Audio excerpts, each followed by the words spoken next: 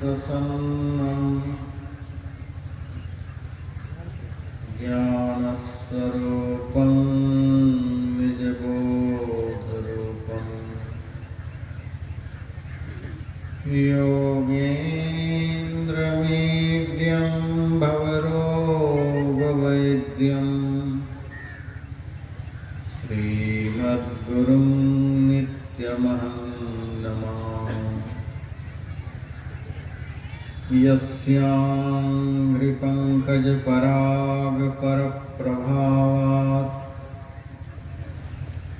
भूत्वा कृतिमतां श्रुतिमाचरामि तं सद्गुरुं सततसर्वसुखं सदग्र्यं वन्दे सदा विमलबोधघनं विचित्रम् वन्दो गुरुपदकञ्ज कृपासिन्धुनररूपहरि महामोहतमपुञ्ज दासवचनरविकर्णिकर। मेरा मुझ में कुछ नहीं, जो कुछ है सब तोड़ तेरा तुझको सौंपते क्या लागेगा मोह।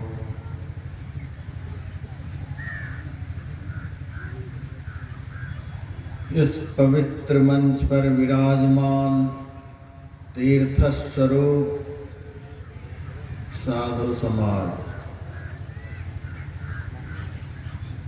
मानव जीवन का सबसे उत्तम कर्म करने हेतु यहाँ आए हुए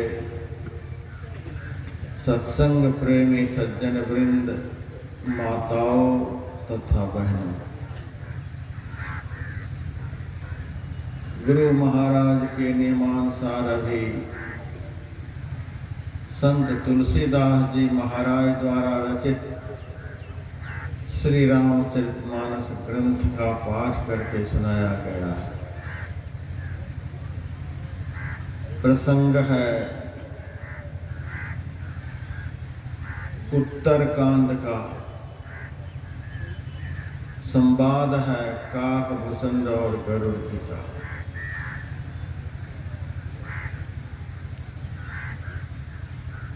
प्रतिपाद्य विषय भक्ति की महिमा है।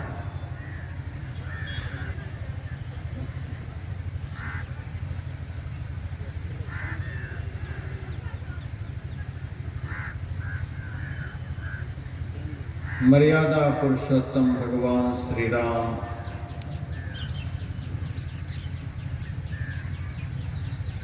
काकभूषण जी से कहते हैं, मोहि भगत प्रिय संतत सावधान सुनकार। हे काकभूषण,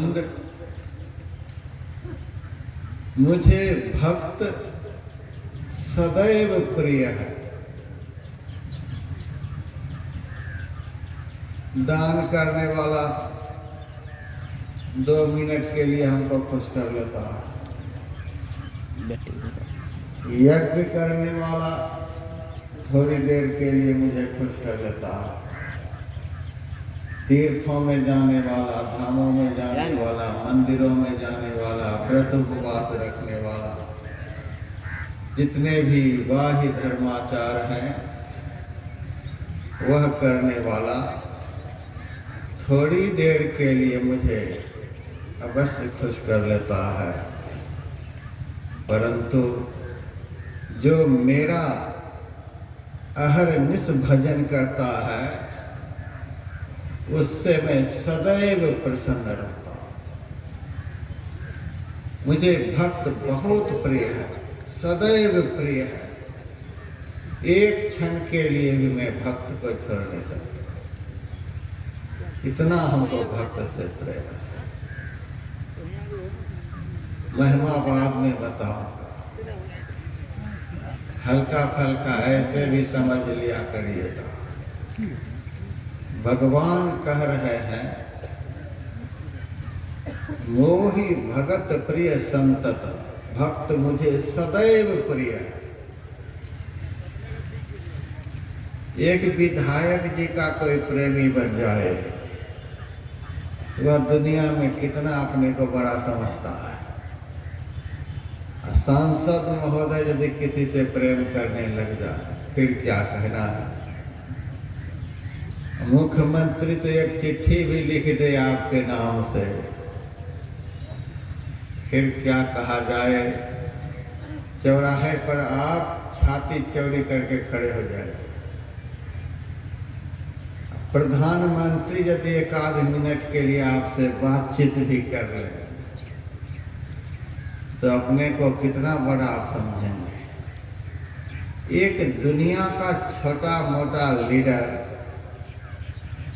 थोड़ी देर के लिए आपसे प्रेम करे, वह प्रेम करने वाला कितना महान माना जाता है।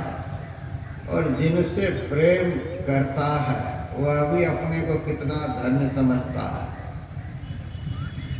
यहाँ तो अखिल विश्व ब्रह्मांड के मालिक परमात्मा कह रहे हैं, मोहि भगत प्रिय संतत।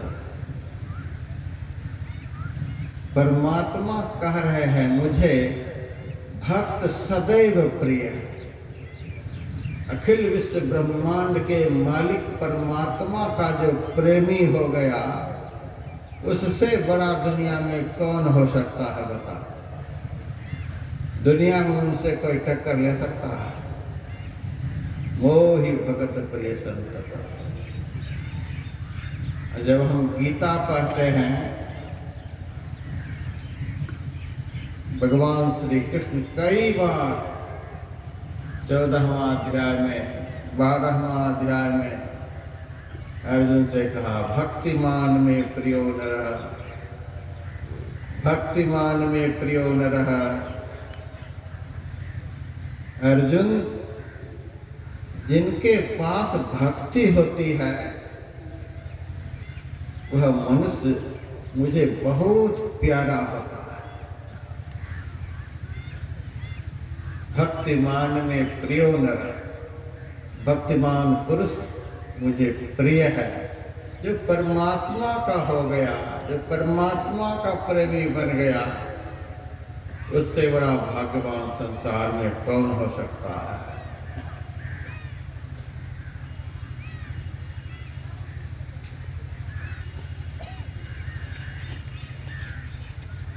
जनकपुर में विश्वामित्र मुनि के साथ भगवान श्री राम, लक्ष्मण गए हैं। वहाँ धनुर्यज्ञ हो रहा है। बड़े बड़े राजे महाराजे धनुष तोड़ने के लिए लगे, किसी से धनुष हिला भी नहीं। सब अपने मुंह को नीचा करके जहाँ तहाँ बैठ गए।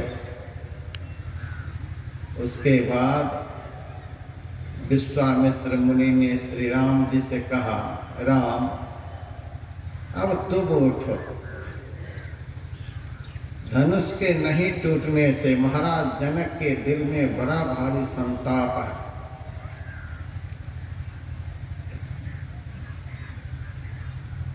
जनक जी तुम्हारा महाभक्त है, भक्त आज सभा में संतप्त है। भगवान के रहते भक्त संतप्त हो, मेरे से देखा नहीं जा रहा। इनके संताप का हरण कर। भगवान श्री राम उठे और धनुष का भंग किया। प्रतिज्ञा यही थी जनक की, जो धनुष को तोड़ेगा उसी के साथ सीता का विवाह होगा। सीता जी जयमाला गला में उसी को डालेगी। धनुर्भंग हो गया। सारी सखियां सीता जी से कहती हैं, अब राम के गला में जयमाला डालो।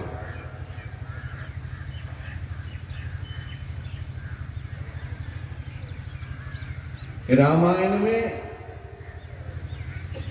राम को ब्रह्म कहा गया है। राम ब्रह्म परमार्थ रूपा। शिव जी ने भी कहा, सो राम व्यापक ब्रह्म भवन निकाय पति माया धनी, अब तरे वो अपने भगत हित तंत्र नित रघुकुल मणि। राम ब्रह्म है। सीता जी के लिए भी लिखा हुआ है रामायण में, भगत ज्ञान वैराग्य जनु सोहत धरे शरीर। राम साक्षात ज्ञान है, लक्ष्मण जी साक्षात वैराग्य है और सीता जी साक्षात भक्ति है। सीता जी को भक्ति का स्वरूप बतलाया गया है। जो सदैव ब्रह्म का अनुगमन करे उसी को तो भक्ति कहते हैं। जिनका डायरेक्ट संबंध ब्रह्म से हो उसी को भक्ति कहते हैं। रामायण में कितना सुंदर प्रसंग है। आगे राम लखन पुनि पाछे, मुनिवर वेश विरादत आछे, उभय बीच सिय सोहति कैसी, ब्रह्म जी बीच माया जैसी। राम आगे आगे हैं, लक्ष्मण जी पीछे पीछे हैं, बीच में सीता जी चलती हैं राम के पीछे पीछे। आगे ब्रह्म है, बीच में सीता जी। भक्ति है, भक्ति ब्रह्म के साथ जुड़ी हुई होती है।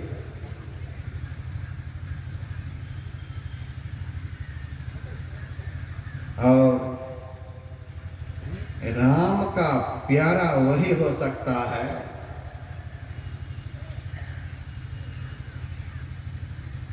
जिसके मन का लक्ष्य भक्ति हो। लक्ष्मण जी सीता जी के पीछे, लक्ष्मण का जिसका मन सदैव लक्ष्य पर रहे। राम तो आगे हैं, बीच में सीता जी। तो सीता जी को लक्ष्मण जी देख रहे हैं, जिन्होंने अपने जीवन का लक्ष्य भक्ति को बना लिया। उसको राम अपना छोटा भाई की तरह प्यार देते हैं। लक्ष्मण जी राम के भाई हैं, इसीलिए ये लक्ष्मण सदैव सीता जी को देखते। जिनके जीवन का लक्ष्य भक्ति हो तो राम उसे भाई की तरह मानते हैं, इसीलिए लक्ष्मण को भाई कहा गया। बड़ा प्यार है लक्ष्मण जी से श्री राम का, मोहि भगत प्रिय सम।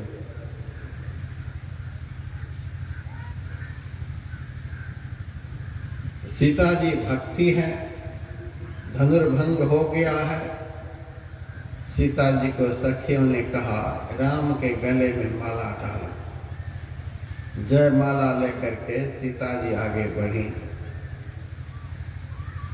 राम सामने हैं, लेकिन हाथ उठाए माला को सीता जी खड़ी हैं, लेकिन गले में पहनाती नहीं। राम जी के मन में हुआ, सीता जी की कद कुछ छोटी है, माला पहनाने में शायद दिक्कत हो रही है, हमारी कद कुछ लंबी है, हम अपनी गर्दन को ही झुका देते हैं। सीता जी के सामने राम ने अपनी गर्दन को झुका दिया। फिर भी सीता जी गले में माला नहीं डाल रही। अब राम धीरे से कहते हैं, सीता इस भरी सभा में काहे कि हमारी इतनी बेइज्जती करा रही है। दुनिया क्या कहेगी, अभी तो शादी भी नहीं हुई है, पहले से ये हालत है। पत्नी के सामने गर्दन झुकाए खड़े हैं, बड़ी बेइज्जती हो रही है। सीता जी भी कहती हैं, राम आपकी बेइज्जती कराने के लिए मैं खड़ी नहीं हूं। आप ही तो कहते हो भक्तिमान में प्रियो नर, हमको भक्ति से बड़ा प्रेम है। भक्ति की कितनी महिमा आप गाए हो सबरी के सामने। मैं दुनिया को दिखला रही हूं। भक्ति की यही महिमा है कि जिनके सामने ब्रह्म भी सिर झुकाए खड़े रहते हैं। दुनिया देखे भक्ति की क्या महिमा है, ब्रह्म भी सिर झुकाए खड़े रहते हैं। और सीता जी के हाथ में जयमाला, और क्या है, राम ब्रह्म, सीता भक्ति, विश्वामित्र सद्गुरु, जयमाला क्या है, वह मुक्ति।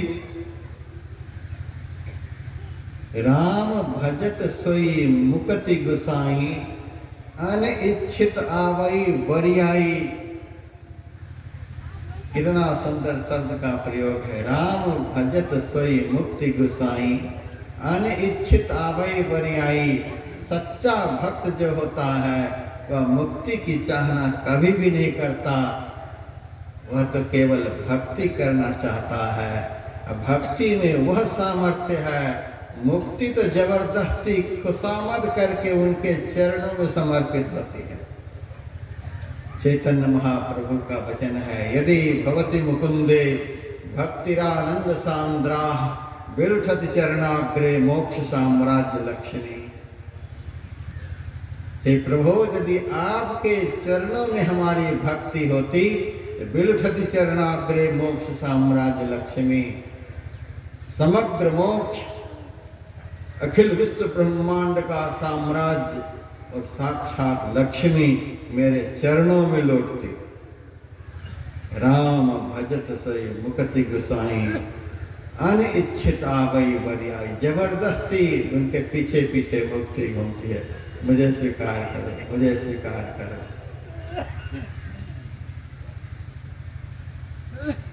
लेकिन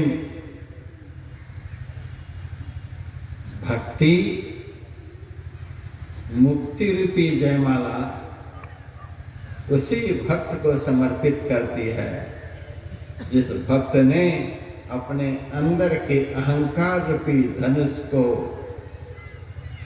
छिन्न भिन्न कर डाला, तोड़ डाला। अहंकार रूपी धनुष टूटता ही नहीं, किसी से टूटा ही नहीं। लंबे चौड़े होकर सब खड़े थे, 20 भुजा वाले रावण बाण छुआ नहीं चापा, हारे सकल खूब करी दापा, किसी से नहीं, किसी से हिला भी नहीं। भक्ति को प्रसन्न करने के लिए अपने अंतःकरण को अहंकार से रहित करना पड़ता है। मैं को तो बिल्कुल छोड़ ही देना पड़ता है। यह मैंने किया, यह मैंने किया, यह मैंने किया, यह मेरा, यह मेरा, यह मेरा, दिन रात मेरा मेरा। आप भक्ति के हाथ पड़ेंगे मेरा मेरा कहने वाले। गुरु महाराज ने तो कह दिया, मेरा तेरा तो जम के हाथे। मेरा तेरा करने वाला तो जमराज के हाथ पड़ता है, भक्ति के हाथ कैसे वो पड़ेगा। मैं गया था हैदराबाद सत्संग करने के लिए,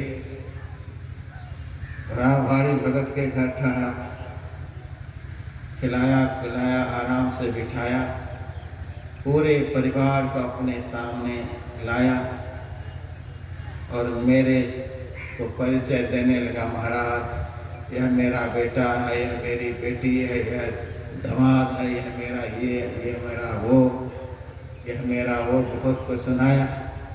मैं झोला कंधे पर उठाया, चल दिया। अब तो भागे भागे मेरे पीछे आया, महाराज मेरे से क्या करते हो, महाराज मेरे से क्या करते हो। अरे पागल आदमी, जब इस घर में सब कुछ तुम्हारा ही है, मेरा किसी से कोई संबंध ही नहीं, हम यहाँ रहकर करेंगे क्या। यह मेरा, यह मेरा, यह मेरा, मेरा तो यहाँ कोई है ही नहीं, हम जमदूत के घर में आ गए क्या। मैं जा रहा, तब कहता है नहीं नहीं महाराज हमसे भूल हो गई, सब तेरा। अच्छा सब तेरा, इतना कहने के बाद तब कहता है सब तेरा, तो चल रजिस्ट्री कर, फिर देखा जाएगा। अरे महाराज कह दिया था, रजिस्ट्री कराने लग गए। तब मैंने कहा रजिस्ट्री तो नहीं कराता, तुम्हारी दिल की परीक्षा ले रहा हूँ, तो दिल से कह रहे हो कि दिमाग से कह रहे हो, ऐसे कहना सकता है।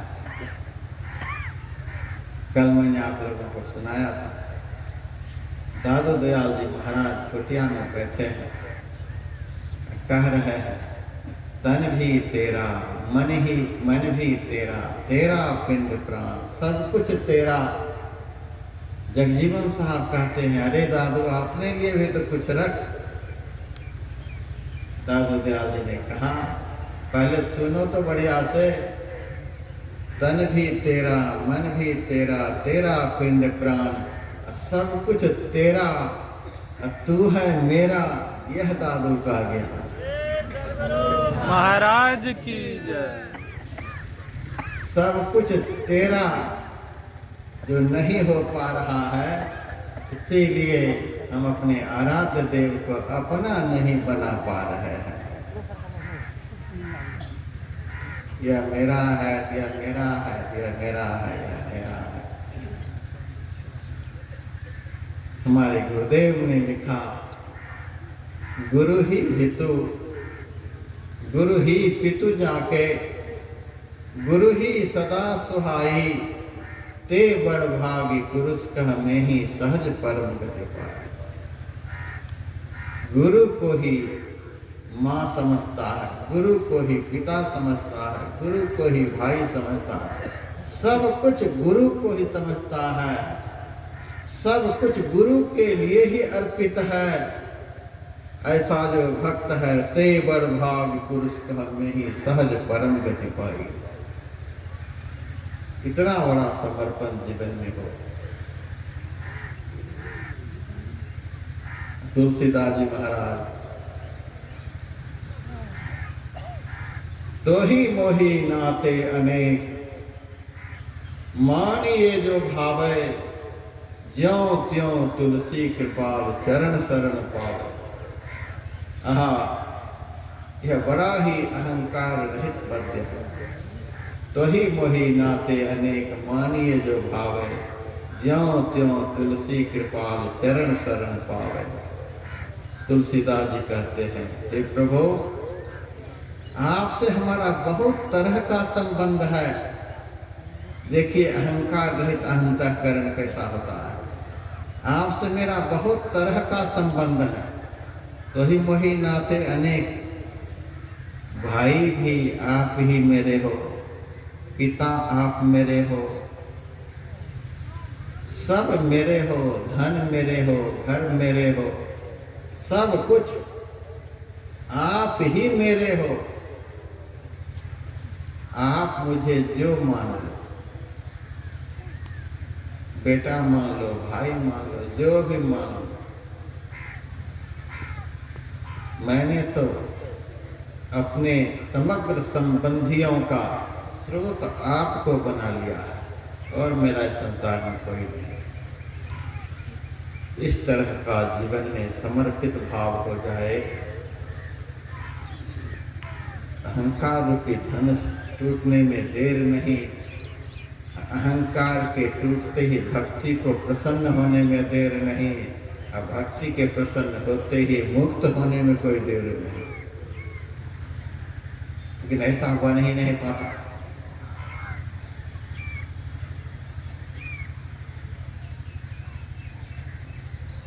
आचार्य शंकर कहते हैं,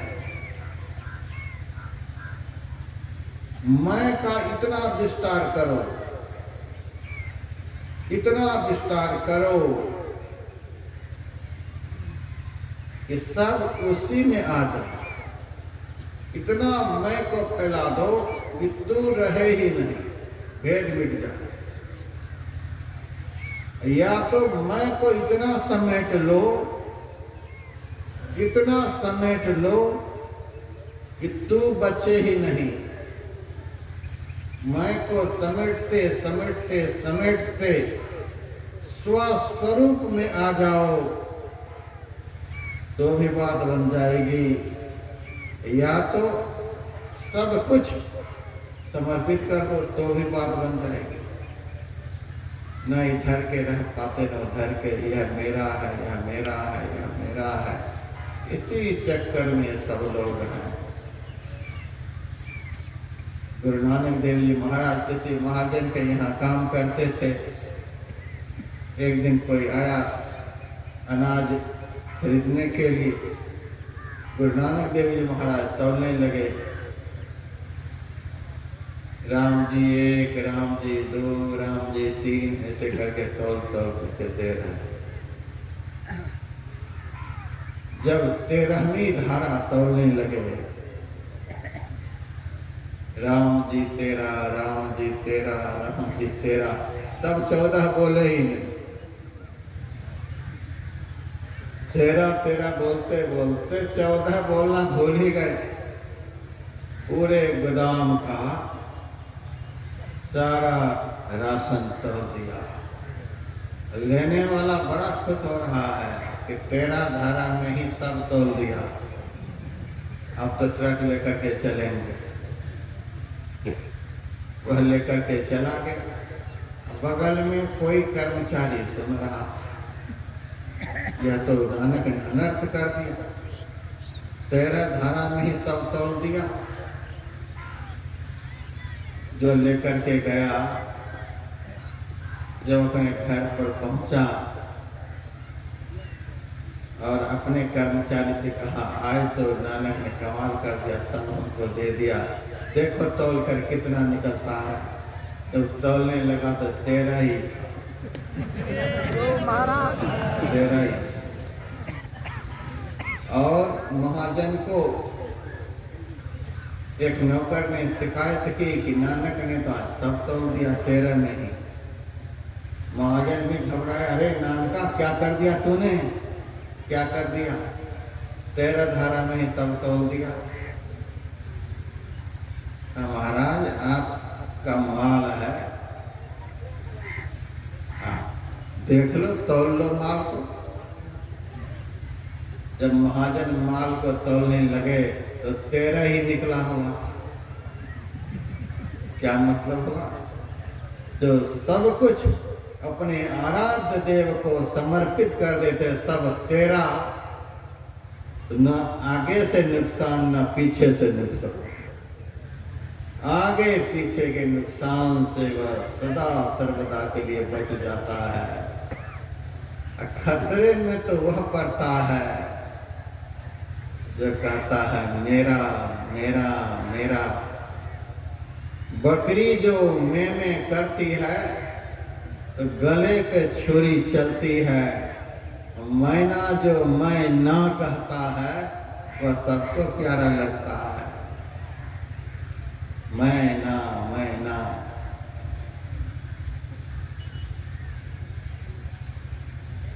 रामायण में तुलसीदास जी महाराज ने शिव को विश्वास बतलाया, भवानी को श्रद्धा बतलाया। भवानी शंकरो वंदे श्रद्धा विश्वास रूपिणी। श्रद्धा का जन्म कहाँ होता है? थोड़ा सा देखिए, श्रद्धा का जन्म कहाँ होता है? हम लोग रोज गा गा करके थक गए, जीभ घिस गई। गुरु महाराज में जितनी श्रद्धा होनी चाहिए थी नहीं हो पाई। रोज गा रहे हैं, अति अटल श्रद्धा प्रेम से गुरु भक्ति करनी चाहिए। अति अटल श्रद्धा प्रेम से गुरु भक्ति करनी चाहिए। विश्वास का अर्थ होता है जिनको हम मानते हैं उनकी स्थिति पर त्रिकाल में विश्वास हो, भरोसा हो। जिनको हम मानते हैं उनकी स्थिति पर त्रिकाल में विश्वास हो, भरोसा हो। हमारे गुरुदेव पहले भी थे, अभी भी हैं, आगे भी रहेंगे। महाराज की जय। यहाँ भी हैं, वहाँ भी हैं, सबके अंदर में हैं, सबके बाहर में हैं। जब कहते हैं ब्रह्म रूप सदगुरु नमो, ब्रह्मलीन सदगुरु, तो ब्रह्म कहाँ नहीं है। जिनको हम मानते हैं उनकी स्थिति पर इस प्रकार का भरोसा, वे सब जगह हैं और सर्वकाल में हैं। कभी आप लोग डामाडोल होंगे ही नहीं, कभी भ्रमित नहीं होंगे।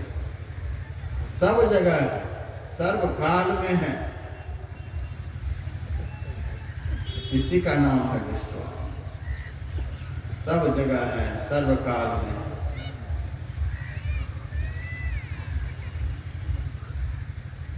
लोग मेरे पास आते हैं, बाबा आप मुझे आशीर्वाद दीजिए। मैं उनसे कहता हूं, आप किनको अपना सदगुरु मानते हैं? मेरे को कि महर्षि में ही परमानंद जी महाराज? तब कहते हैं महर्षि में ही परमानंद जी महाराज। तो मेरे से आशीर्वाद मांग रहे हैं। ध्यान करते हैं गुरु महाराज का, सदगुरु मानते हैं गुरु महाराज को, इष्ट आपके हैं गुरु महाराज। ये बाईपास रास्ता क्यों पकड़ रहे हैं? गुरु महाराज से क्यों नहीं कहते आशीर्वाद दीजिए? मेरे पास क्यों आते हैं आशीर्वाद मांगने के? गुरु महाराज से क्यों नहीं कहते? हम तुरंत समझ जाते हैं विश्वास का अभाव है, श्रद्धा डामाडोल है। याभ्याम विना न पश्यन्ति सिद्धा स्वांतमीश्वरम। श्रद्धा विश्वास के बिना सिद्ध पुरुष भी हृदयस्थित ब्रह्म का दर्शन नहीं कर पाता। हम तो असिद्ध हैं, हमें कैसे दर्शन होगा? हम कभी वहां जाते हैं आशीर्वाद मांगने के लिए, हम कभी वहां जाते हैं आशीर्वाद मांगने के लिए। गुरु महाराज से क्यों नहीं मांगते? इसीलिए कि गुरु महाराज को हम कागज समझ रखे। कागज है, कागज से क्या मिलने को है? पत्थर से क्या मिलने को है? कुछ नहीं मिलेगा। जब तक इष्ट के समग्र विग्रह में सतत चैतन्यता का अनुभव नहीं होगा, तब तक उस इष्ट से कुछ मिलने वाला नहीं है।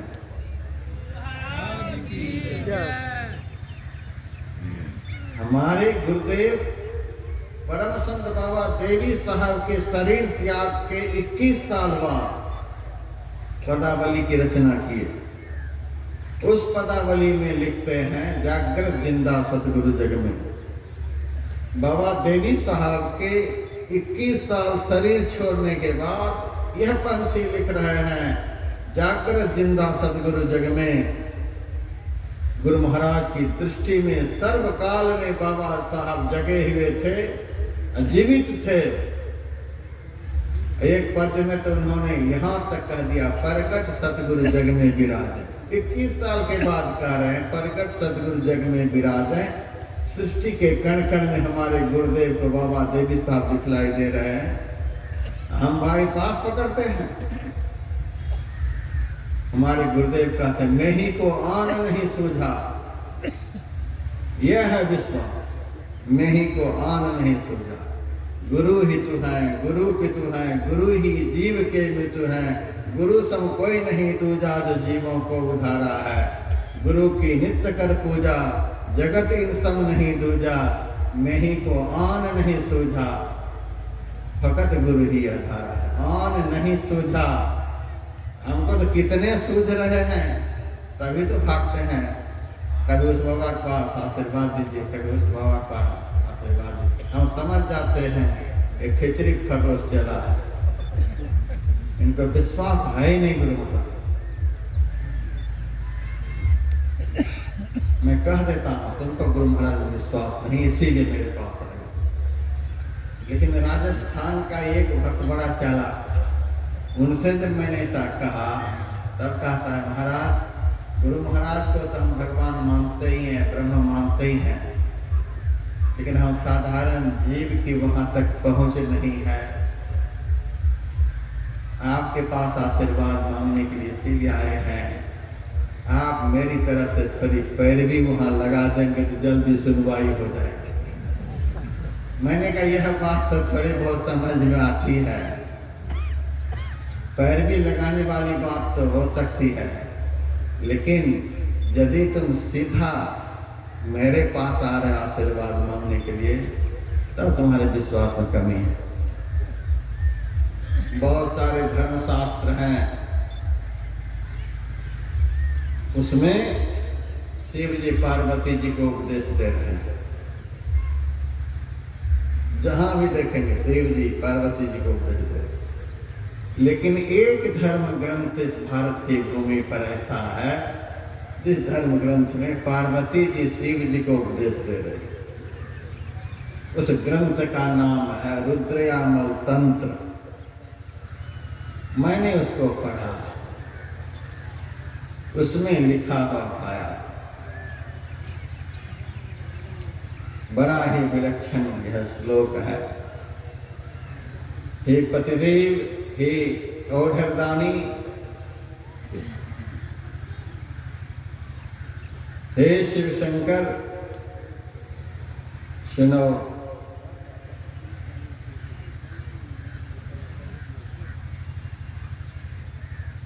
जो शिष्य, जो साधक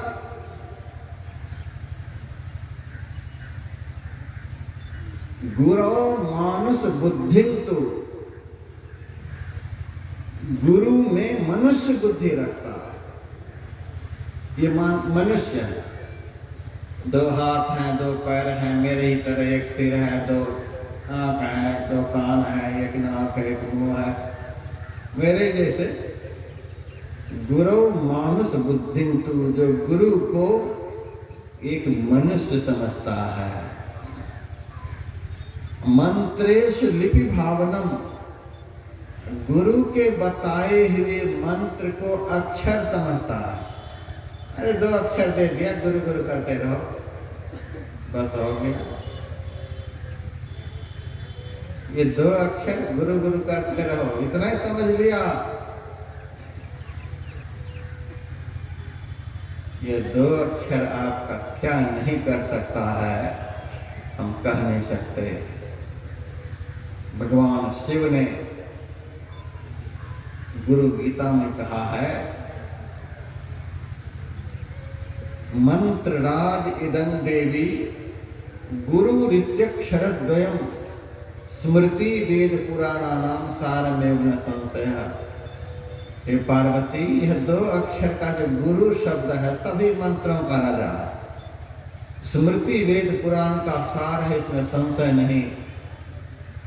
सप्त कोटि महामंत्रा चित्त विभ्रंशकार का एक एव महामंत्र गुरु रित्यक्षरद्वयम्। 7 करोड़ महामंत्र है जो चित्त को भ्रमित करने वाले हैं, उनमें से दो अक्षर का जो गुरु शब्द है तत्काल फल देने वाला है। मैंने गुरु मंत्र पर बड़ा भारी अनुसंधान किया।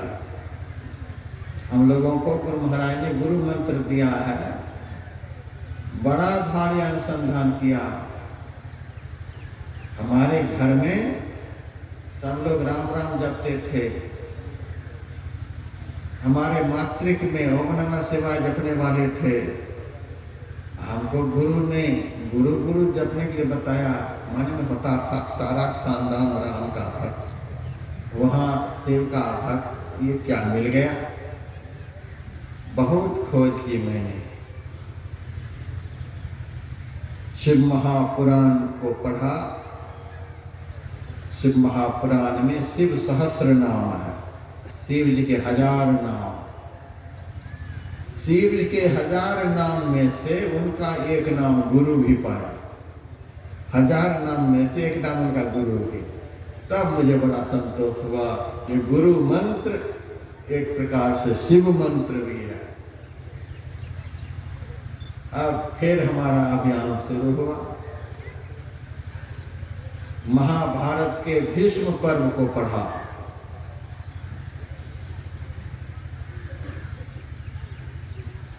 महाभारत में ही विष्णु सहस्र नाम है। विष्णु भगवान के 1000 नाम हैं। आप पढ़िएगा, उनमें 1000 नाम में से उनका एक नाम गुरु भी है या विष्णु मंत्र भी। फिर हम पढ़ना शुरू किया, आनंद रामायण पढ़े। आनंद रामायण में श्री राम के 1000 नाम हैं। उनमें मैंने पढ़ा 1000 नाम में से उनका एक नाम गुरु भी है। यह राम मंत्र भी हो गया। गोपाल सहस्र नाम जब मैंने पढ़ा तो भगवान कृष्ण के 1000 नाम में से उनका एक नाम गुरु भी है, यह कृष्ण मंत्र भी है। जो गुरु मंत्र का जप करता है उनको राम राम जपने का फल, शिव शिव जपने का फल, विष्णु विष्णु जपने का फल, कृष्ण कृष्ण जपने का फल, सब फल प्राप्त होता है। और हरिद्वार में मैं रह रहा था। वहाँ शांति कुंज एक बहुत बड़ी संस्था है। उस संस्था के बहुत सारे भक्त मेरे पास मिलने जुलने के लिए आया करते थे। मेरे से एक दिन कहा, आप क्या जपते हो गुरु गुरु? दुनिया में गायत्री मंत्र से बड़ा कोई मंत्र नहीं होता है। मैंने कहा कोई बात नहीं, गायत्री मंत्र से बड़ा कोई मंत्र नहीं होता है। एक बात बताओ, गायत्री माता के कितने नाम हैं? कहा 1000 नाम है। मैंने कहा गायत्री माता के 1000 नाम में से एक नाम है गुरुड़ पत्नी। गायत्री जो है गुरु की पत्नी, गुरु के अधीन रहने वाली गायत्री है। और दूसरा नाम है गुरुड़ गिरा। पहुंचे हुए सदगुरु के मुंह से जो वाणी निकलती है वही गायत्री है। गायत्री का अर्थ गायंत्रायती गायत्री ही। जिस मंत्र के स्मरण करने से, गायन करने से जीव का त्राण हो जाए उसी को गायत्री कहते हैं। सदगुरु के मुंह से वचन जो निकलता है वह वचन यदि किसी के हृदय में बस जाए तो उसका त्राण हो जाएगा, उसका कल्याण हो जाएगा। कितना बड़ा यह मंत्र है। इसीलिए भगवान शिव ने स्कंद पुराण के गुरु गीता में कहा, मंत्र राज इदं देवी गुरु ऋत्यक्षरद्वयम्। गुरु शब्द का इतना महत्व है, इसको यदि कोई समझता है, ये साधारण अक्षर है। मेरे पास कोई आकर कहते हैं महाराज हमारे जीवन में यह दुख है वह दुख है, हम सीधा कह देते हैं गुरु महाराज के नाम का स्मरण करो। यह तो महाराज हम करते ही रहते हैं, आप कुछ बताओ। यह तो हम करते ही रहते हैं, गुरु गुरु करते रहते हैं, तो भी आपका काम नहीं बना तो अब दुनिया की कोई ताकत काम नहीं बना पाएगी। हम तो करते ही रहते हैं, इसका मतलब गुरु मंत्र के जाप करने से उनका काम नहीं बना। काम इसीलिए नहीं बना, इस मंत्र को उन्होंने अक्षर समझा।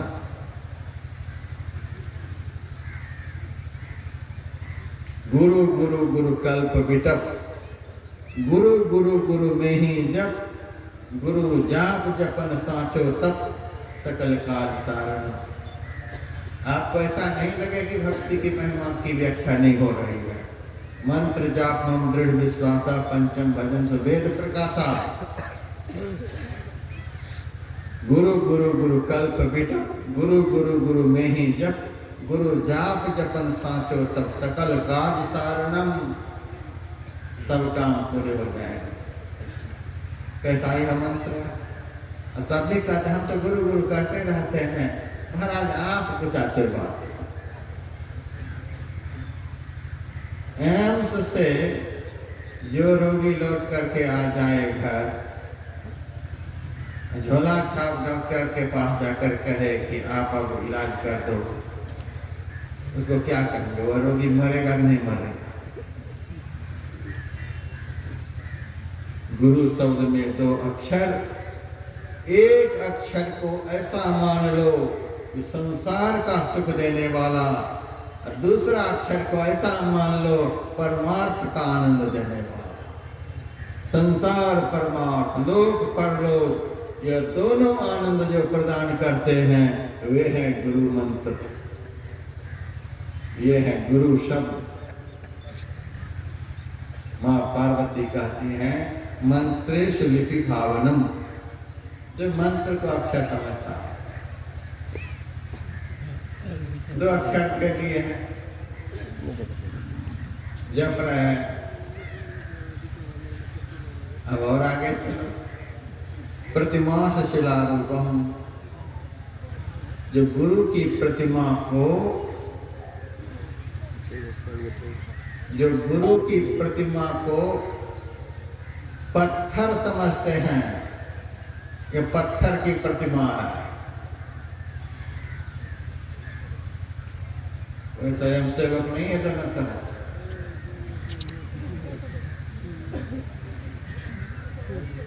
बैठ जाओ बूढ़े, बैठ जाओ, परिणाम तो हो ही गया।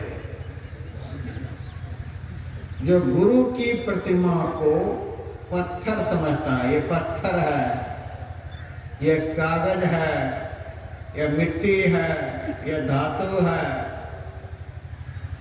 प्रतिमास शिलारूपम, गुरु की प्रतिमा को जो पत्थर समझता है, विभाव्य नरकम ब्रजे,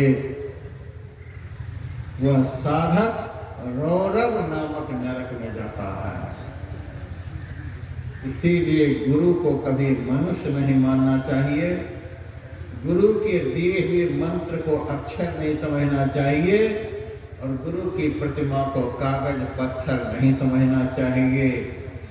गुरु को मनुष्य जानते ते नर करिए अंध, महादुखी संसार में आगे जम का फंद। रोज हम लोग गुरु की स्तुति करते हैं, ब्रह्म रूप सदगुरु नमो। इसका अर्थ क्या है? ब्रह्म कहते हैं व्यापक तत्व को, सृष्टि के कण कण में परिव्याप्त है। जब सृष्टि के कण कण में ब्रह्म परिव्याप्त है, इस प्रतिमा में परिव्याप्त नहीं है, इसमें भी है, ऐसा विश्वास होना चाहिए कि परमात्मा है सब जगह। विश्वास का अर्थ भूतकाल में भी, वर्तमान में भी, भविष्य में भी। जागृत जिंदा सतगुरु जगत। ऋषिकेश आश्रम में कुछ दिनों के लिए मैं रहा हुआ था। महर्षि संसेवी परमहंस महाराज ने हमको वहां भेजा था, आप उस आश्रम को संभालिए। मैं रहने लगा। उस आश्रम के 7 ट्रस्टियों में से एक ट्रस्टी गुरु महाराज के लिए कहा कि गुरु महाराज तो अब शरीर में नहीं रहे, तो मर गए,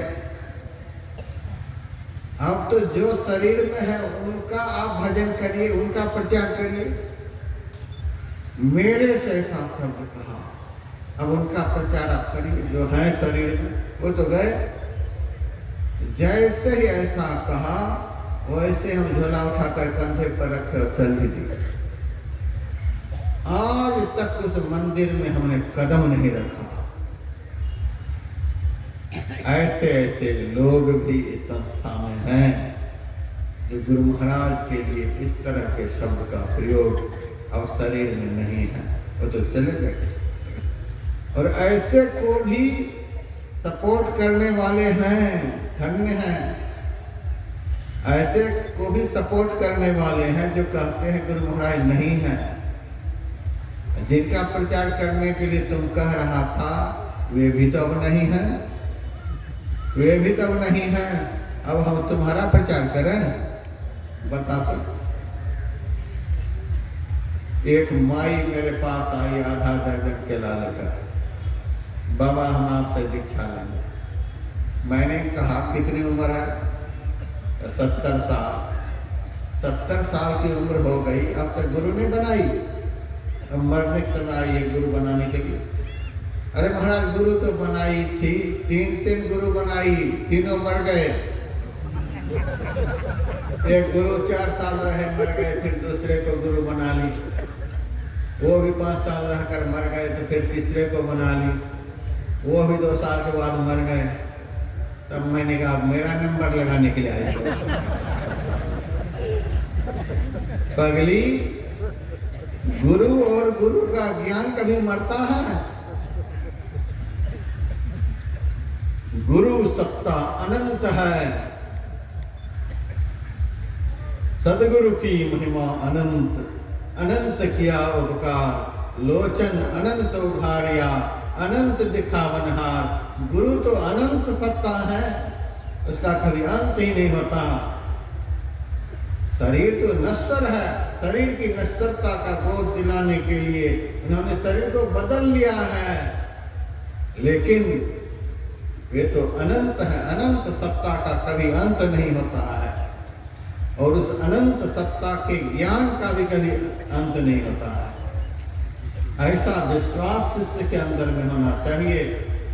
अब तो आखिर में मेरे प्रचार का जो मेन फोकस है उस ओर जा रहा हूँ। इतने सारे भक्त लोग बैठे हैं, सबकी श्रद्धा को मैं गुरु महाराज के चरणों में परिपक्व करके जाऊंगा, सुदृढ़ करके जाऊंगा। महाराज की जय। किसी को ऐसा ना फील हो अब गुरु महाराज नहीं है। जागृत जिंदा सदगुरु जग में। शरीर में रहने वाले करोड़ों लोग मिलकर जो आपकी सहायता नहीं कर सकते, बिना शरीर में रहने वाले गुरु महाराज अकेले आपकी सहायता करने में समर्थ है। सदगुरु महाराज की जय। सदगुरु की महिमा अनंत अनंत किया उपकार। अब क्या समझते हैं? विश्वास का अर्थ यही होता है, सर्वकाल में इनकी स्थिति पर भरोसा। ये सब जगह है। आपको मैं अपने विषय में कितना सुनाऊं। अभी भी मैंने एक आश्रम गंगोत्री के पास बनाया। 32 साल पहले भी मैं गंगोत्री के पास ही रहता था। नदी के किनारे पत्थर की जड़ में मेरा निवास होता था। मेरे पास उस वक्त खाने पीने की कोई ऐसी व्यवस्था नहीं थी। मुश्किल से दुकान से हम आटा ले आते थे और थोड़ा सा नमक, आटा में ही थोड़ा सा नमक डाल देते थे। लगभग 1.25 किलो आटे का 1 रोटी बनाते थे, खूब बढ़िया से सेक करके। अब साधु बन करके दिन भर चूल्हा जलाते रहें, एक गृहस्थी की तरह। दोपहर में भी रोटी बनाओ, सुबह भी पराठा बनाओ, शाम में भी ये बनाओ वो बनाओ, सारे दिन खाने में ही। हमको वह पसंद है। एक ही बार एक मोटी रोटी बना करके अखबार में लपेट करके रख देता था। जब बहुत भूख लगती थी उसी में से थोड़ा सा तोड़ करके खाने के लिए बैठता था। जैसे ही मैं खाने के लिए बैठता था वैसे ही एक आदमी मेरे पास सब्जी कटोरी में लेकर के पहुंच जाता था। हमें बड़ा ताज्जुब होता, यह आदमी कैसे इनको पता चलता है ये खाने के लिए बैठा है। कहीं आसपास में किलोमीटर तक घर में ये सब्जी लेकर कैसे पहुंच जाता, कैसे देख लेता। अरे तो कैसे आ गया? अरे महाराज पता नहीं कैसे प्रेरणा हुई कि एक साधु वहाँ रहता है तो सब्जी लेकर आ गए। आपके पास कोई व्यवस्था नहीं है इसीलिए सब्जी लेकर के आ गए। काहे के लिए आ गए हैं सब्जी लेकर? अरे महाराज, दिन रात विषय भोगों में डूबे रहने वाले भोगी लोग 5 स्टार होटल में 56 प्रकार के भोग लगा रहे हैं। परमात्मा के नाम की माला निरंतर जपने वाले आज अखबार से निकाल कर सूखी रोटी खा रहे हैं। पता नहीं कौन प्रेरणा करने वाले हैं। जाओ उनको कम से कम सब्जी तो पहुंचाओ। श्री सद्गुरु महाराज की सब्जी पहुंचाओ। सब्जी ला करके रख देता, उस सब्जी के साथ रोटी खा लेता। एक दिन मेरे मन में हुआ, ऐसे वीरान स्थान पर समय पर सब्जी लेकर आने वाला वह कौन आदमी है, उसको बढ़िया से परखना चाहिए, देखना चाहिए। मैं स्थान बदल दिया, वहां से कुछ दूरी पर चला, पत्थर की ओट में रोटी निकाल करके बैठा। बैठते ही वहां भी पहुंच गया, सब्जी ला करके रखा। मैंने कहा यहां भी आप पहुंच गए? अरे महाराज, हम तो आपका पता लगाते ही रहते हैं, आपका पता लगाते ही रहते हैं। पहुंच गए, सब्जी को अखबार पर ही उलट दिया, कटोरी लेकर के निकला। 1 मिनट नहीं लगा होगा, हम उठकर खड़े ही उनको देखने के लिए, किस दिशा से आदमी आता है। उठकर खड़े ही उनको देखने के लिए, तब तक देखते हैं 2 आदमी का कहीं पता ही नहीं, महाराज की कहीं पता ही नहीं चला। तब मेरे मन में आया, हमारे गुरुदेव जो पदावली में लिखे हैं, माता होते बड़ी छोर करेंगे, पिता होते अधिक भलाई है, कुल मालिक होते बड़ी कृपा धारे, गुरु सम नाहि सहाय। माँ क्या प्यार करेगी। हम लोगों ने गुरु तत्व को बढ़िया से समझा नहीं है। माता होते हैं बड़ी छोर करेंगे। शरीर को जन्म देने वाली माँ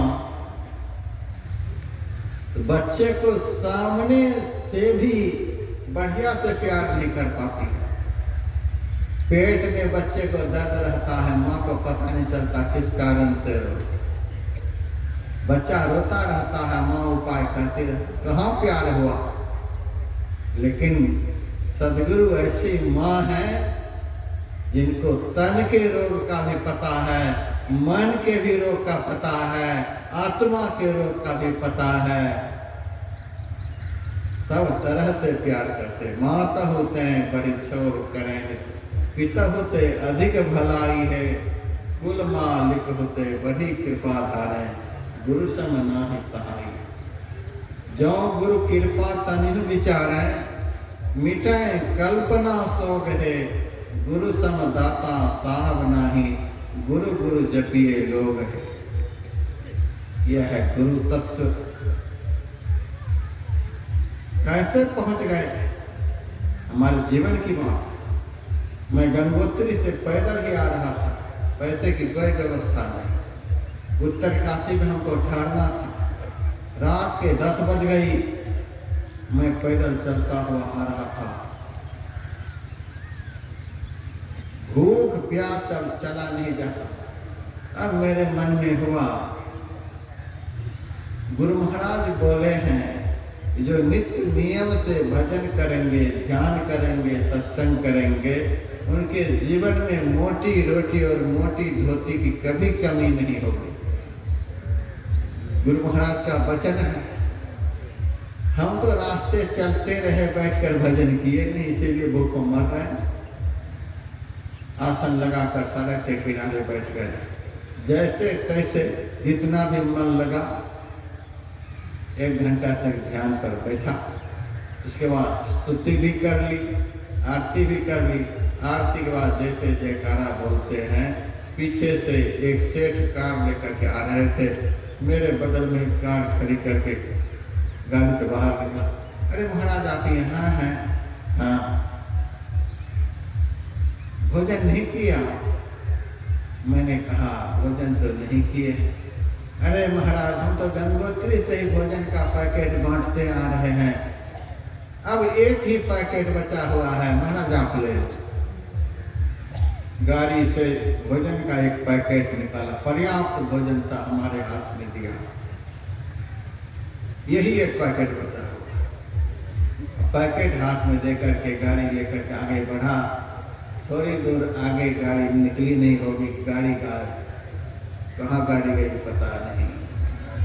प्रभु महाराज की कौन देने वाले हैं रोटी? ऐसी मुसीबत में भी रोटी देते हैं। यदि आपके दिल में गुरु के वचनों पर विश्वास है, गुरु के सिद्धांत पर विश्वास है, गुरु तत्व पर विश्वास है, गुरु के मंत्र पर विश्वास है, गुरु की स्थिति पर विश्वास है, तो धरती के अंतिम तल में भी आप बैठे रहेंगे, वहां भी आपकी व्यवस्था होगी। महाराज की यदि ऐसा विश्वास नहीं है तो टुक्का घाट में भी चौड़े होकर के बैठे रहेंगे, तो बिना कूपन का भोजन नहीं मिलेगा, बिना कूपन का नहीं मिलेगा, वहां से भूखा भागना पड़ेगा। यदि विश्वास है तो धरती के अंतिम तल में भी आपकी व्यवस्था होगी।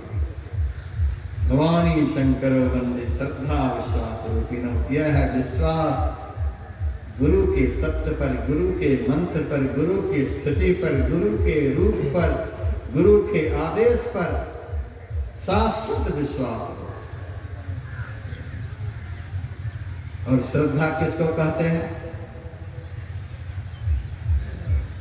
श्रद्धा कहते हैं जिनके ऊपर आपके दिल में इतना बड़ा विश्वास है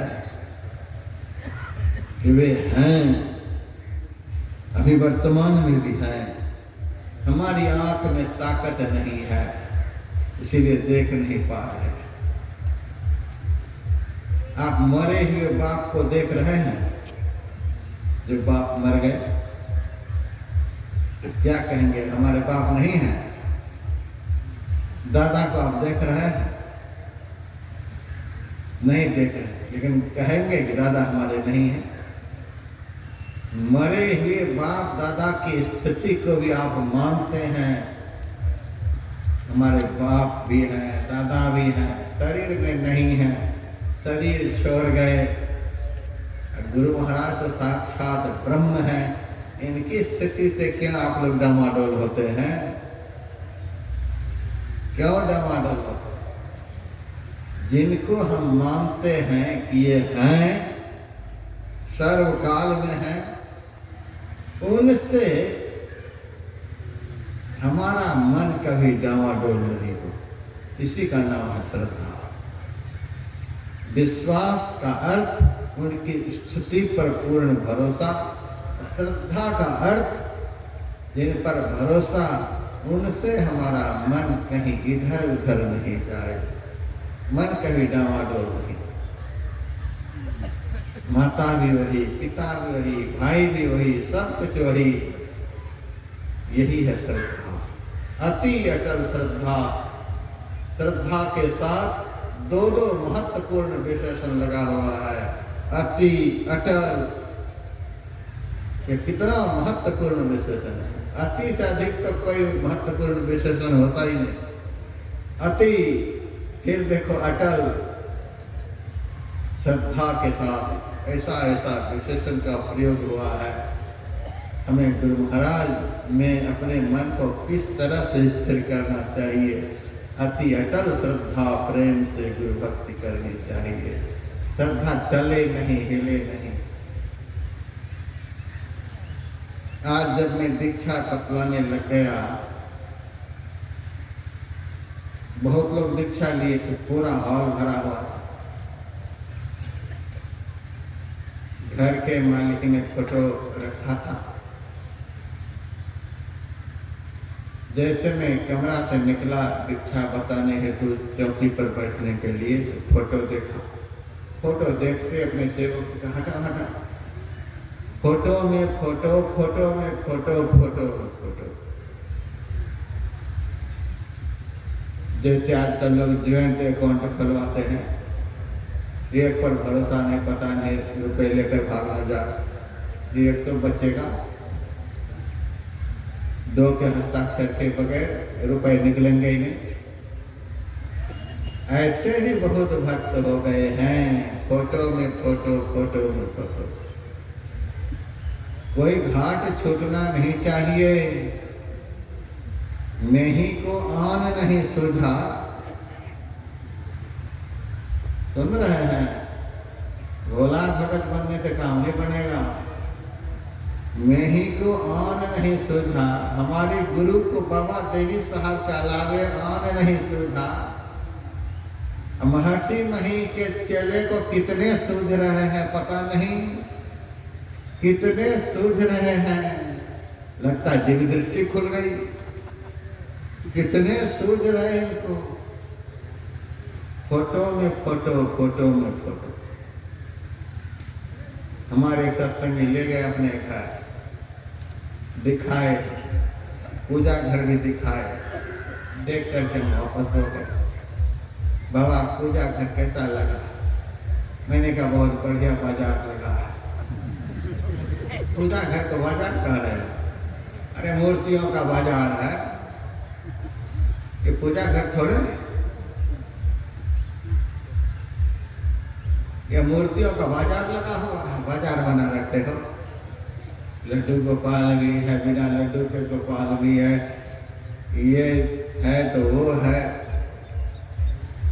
अरे महाराज गुरु महाराज भी है, ठीक है गुरु महाराज भी है, लेकिन गुरु महाराज के फोटो में भी कितने गुरु महाराज हैं।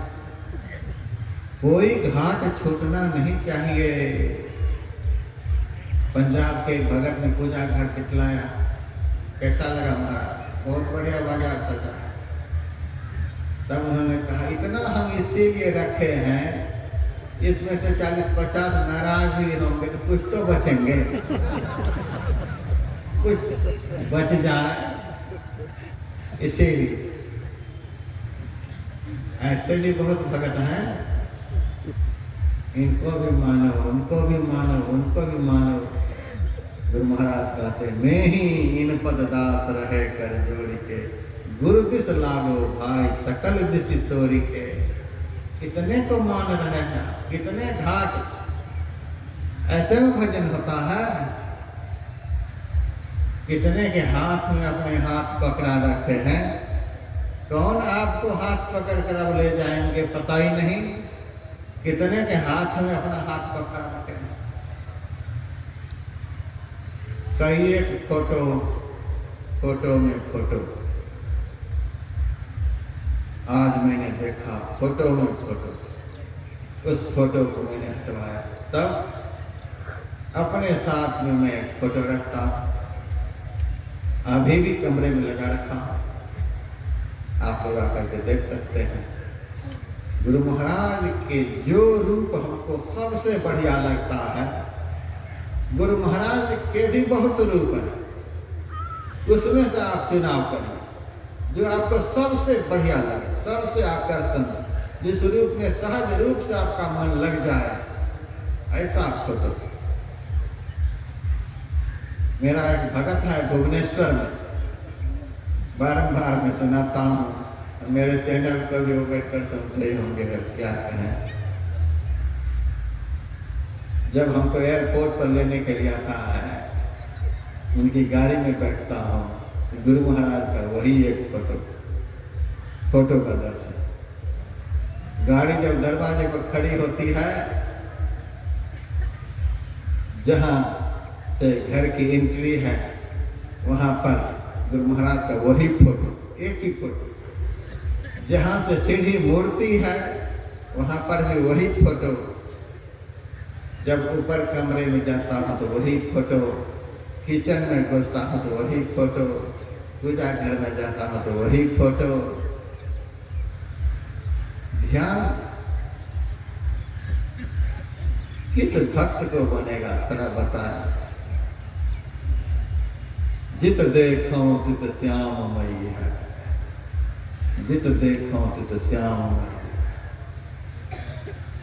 द्वारकाधीश के मंदिर में मीरा बैठी हुई है, भगवान कृष्ण की प्रतिमा पर दिन भर में कई रंग के कपड़े बदले जाते हैं।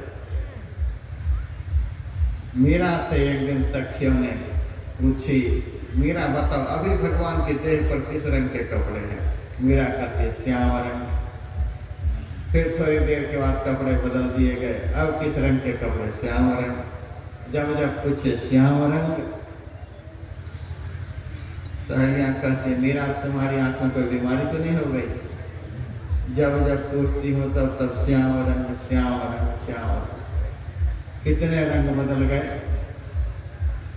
मीरा कहती है अरे सखी क्या कहूँ, जब से उस श्याम सलोना का दर्शन हुआ है तब से हमारी आंख से दूसरा रंग ही उतर गया है।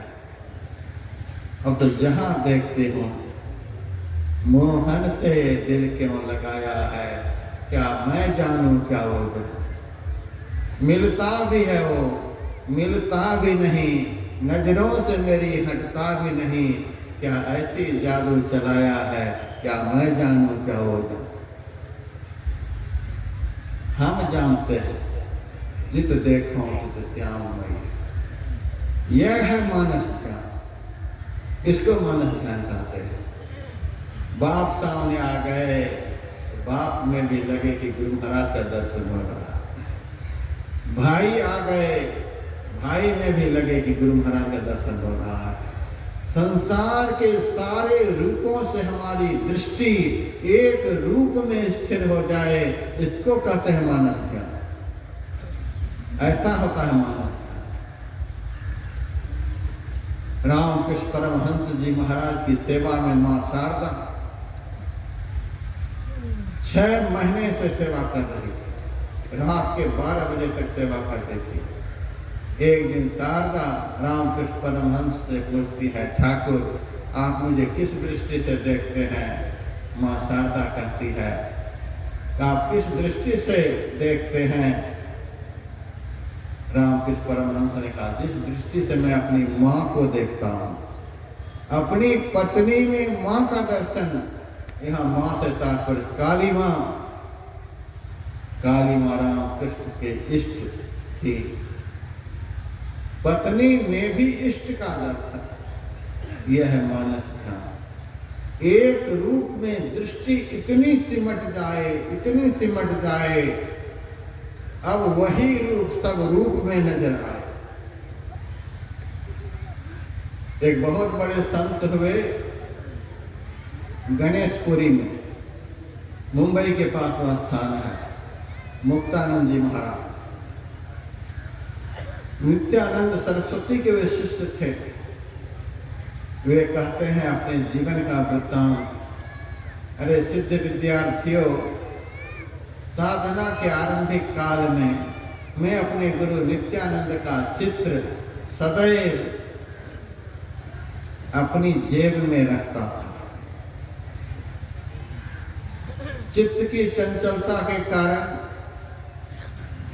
ध्यान से वह रूप कभी ओझल हो जाता तो मैं जेब से निकाल कर चित्र को देख लेता। चित्र इसीलिए होता है, चित्त चंचल हो जाए, अंदर में नहीं दिखाई पड़े तो बाहर से सहारा लेकर के देख लो, फिर आंख बंद कर लो। इसलिए चित्र होता है, केवल अगरबत्ती दिखाने के लिए नहीं, ओम जय जगदीश के लिए नहीं। चित्त की चंचलता को रोकने के लिए चित्र होता है।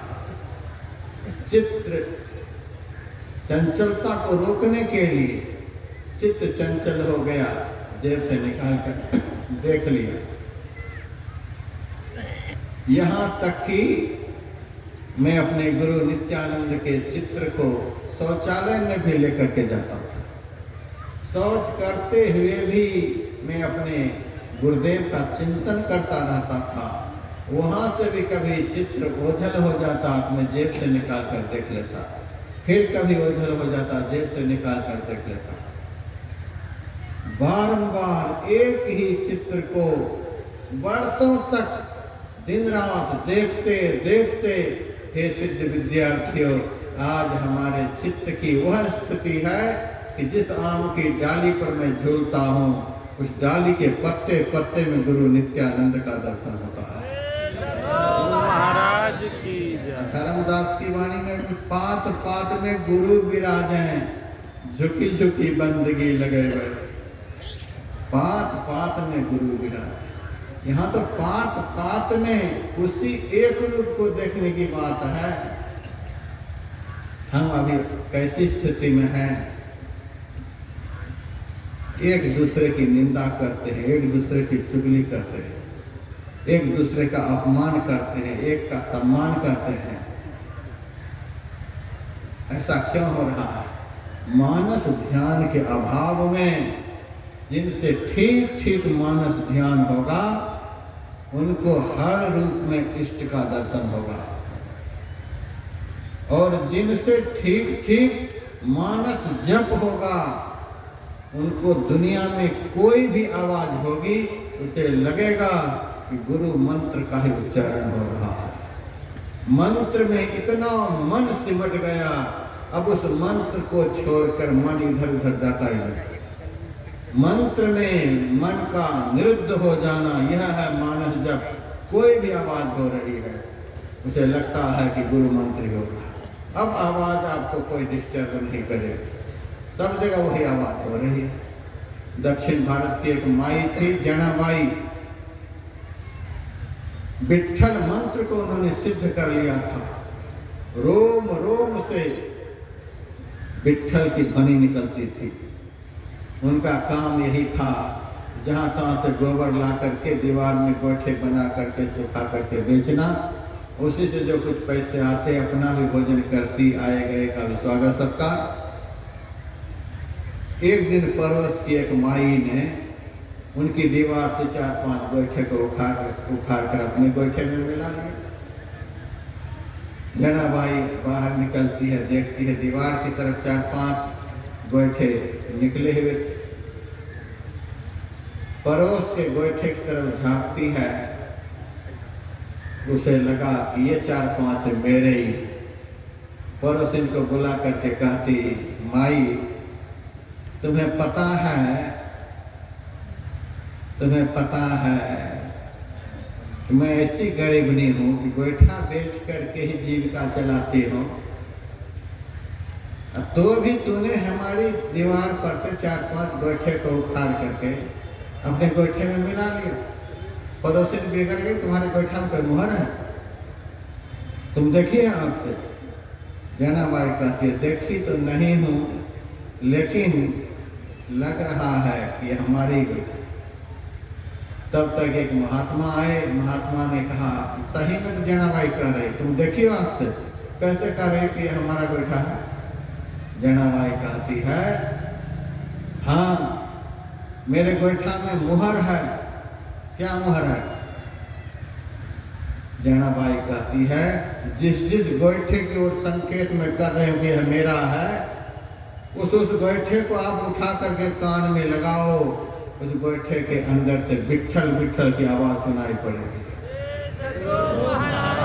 और महात्मा ने कान में लगा करके सुना, सही में रिकॉर्ड की तरह बज रहा था, विट्ठल विट्ठल विट्ठल। यह है मानस जप। निरंतर मंत्र का स्मरण करते करते उनके हर व्यवहार से मंत्र की ध्वनि निकलती है। एक बहुत बड़े महात्मा हुए ऋषिकेश में, राम सुखदास जी महाराज। उनके गले में कैंसर की बीमारी हो गई। 32 साल तक उसी बीमारी की स्थिति में रहे।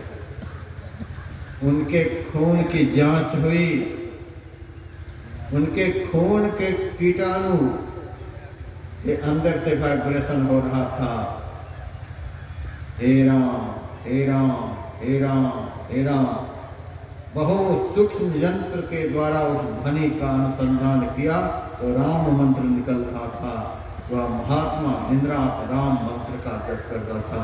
उनके खून के कीटाणु के अंदर से वाइब्रेशन हो रहा था, राम राम राम राम।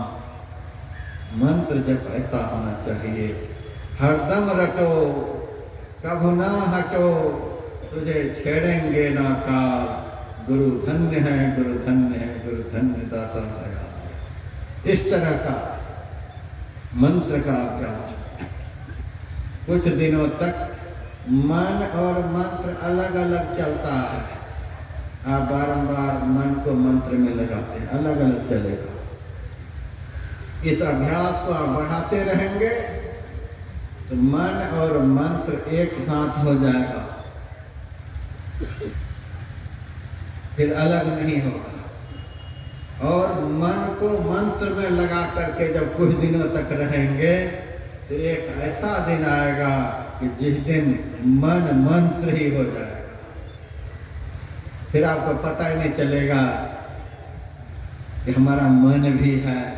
तब आपको ऐसा अनुभव होगा कि वो मंत्र ही बचा।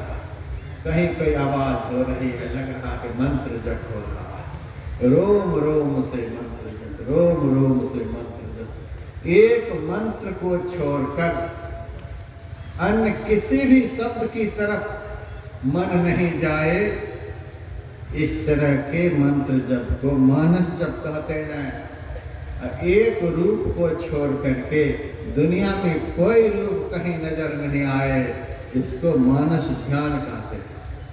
इस मानस ध्यान का फल गुरुदेव ने बतलाया, सतगुरु रूप ही में धारक, काम क्रोध मद लोभ दहे। इस प्रकार से निरंतर एक ही एक में लगे रहने से श्रद्धा बलवती हो जाती है। इसी को श्रद्धा कहते हैं। जो मंत्र दीक्षा के समय में गुरु ने दिया, उस मंत्र के अलावे मन कहीं नहीं जाए। जिस रूप का ध्यान करने के लिए गुरु ने बतलाया, उस रूप को छोड़कर मन कहीं भी नहीं जाए। हम देखते हैं भक्तों की स्थिति, कहते हैं कि हम ध्यान गुरु महाराज का करते हैं। अब मोबाइल में स्टेटस पर किसको लगा रखे हैं, क्या कहा जाए? गुरु महाराज का ध्यान करें, स्मार्टफोन में स्टेटस पर लगा रखे हैं किसको किसको। अब बहुत लोग कोई बाबा को भी लगा रखे हैं, ये बाबा वो बाबा वो बाबा। कैसे ध्यान बनेगा बताएं? स्वामी विवेकानंद जी महाराज राजयोग में कहते हैं, 6 महीने के अंदर यदि सिद्ध बन जाना चाहते हो, 6 महीने में ही यदि अणिमा महिमा गरिमा लघिमा प्राप्ति प्राकाम ईशित वसित इन अष्ट सिद्धियों को प्राप्त करके सिद्ध पुरुष बन जाना चाहते हो, एक का ही स्वप्न देखो, एक की ही चर्चा करो, एक की ही चर्चा सुनो, एक में ही मन को लगा कर रखो, उसी एक का मंत्र जपो, उसी एक को स्वप्न में देखो, उस एक के अलावे अपने मन को कहीं भी नहीं जाने दो। यदि ऐसा 6 महीने हो गया तुम सिद्ध बन जाओगे।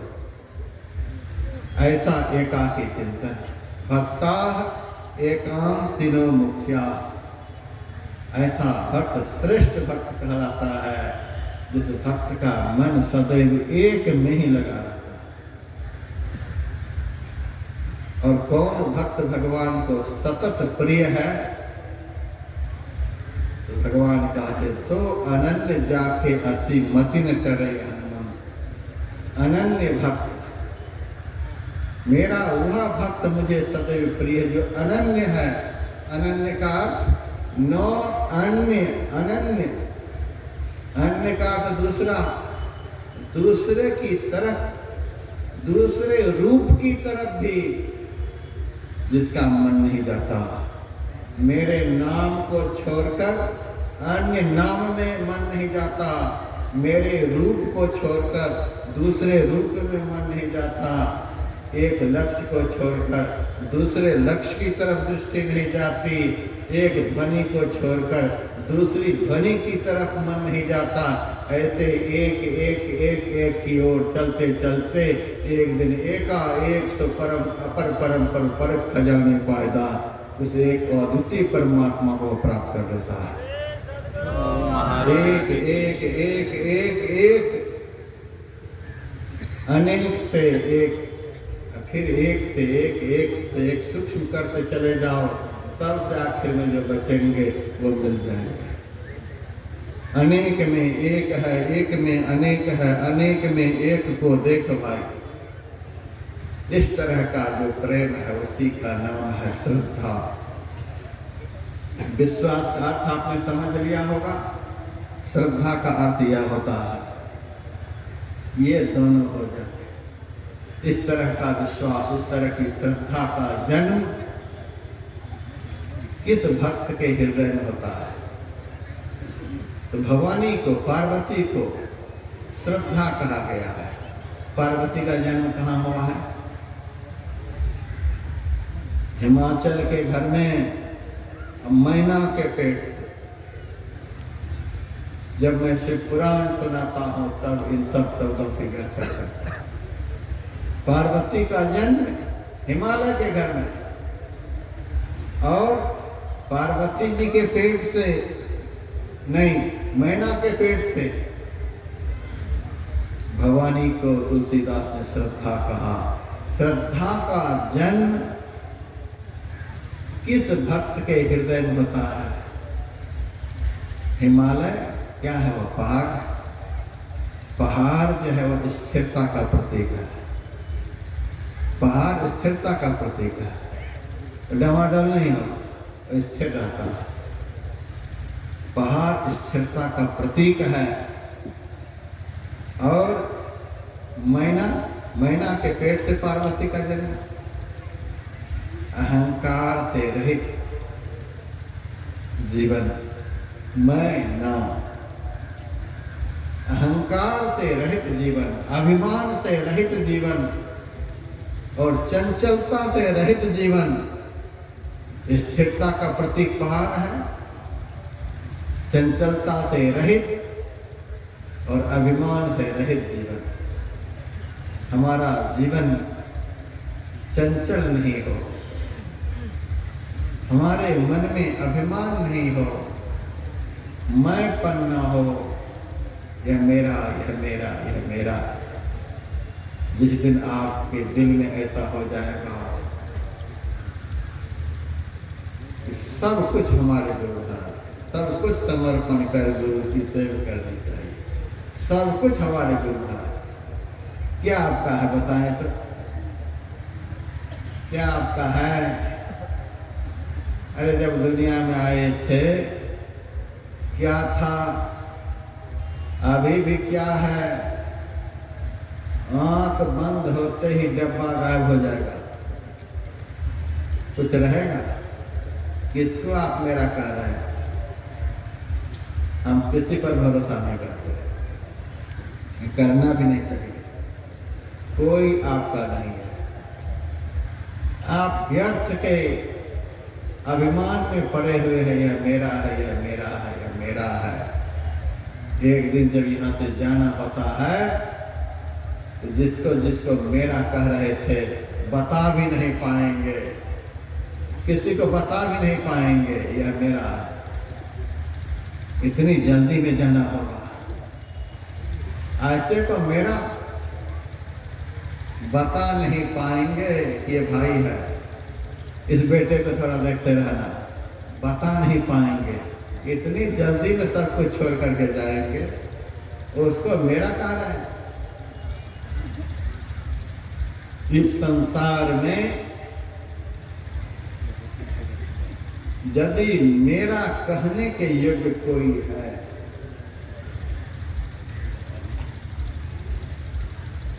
तो बाहर में सद्गुरु, भीतर में परमात्मा।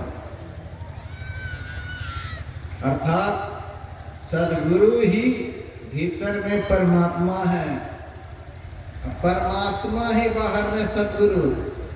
कोई अंतर नहीं। सद्गुरु शंकर रूप कोई अंतर नहीं। परमात्मा ही बाहर में सद्गुरु के रूप में है और सद्गुरु ही सबके भीतर में परमात्मा के रूप में है। यही यथार्थ में आपके हैं। यह संबंध शाश्वत है। जब दुनिया में नहीं आए थे तब भी अंदर वाले से संबंध था, आज भी साथ में ही है। और जब शरीर नहीं रहेगा तब भी। परमात्मा सत्ता से हमारा संबंध कभी विच्छेद होता ही नहीं। अज्ञानता के कारण हम उनको नहीं देख पा रहे हैं, यह अलग बात है, उनसे हम अलग हो ही नहीं सकते। एक बार सद्गुरु से कोई शिष्य जुड़ जाए, यह संबंध भी शाश्वत है। सुबह आप लोगों ने सुना था, गुरु मूल स्वरूपा में ही अनुपा भज मिलो भव पार रे।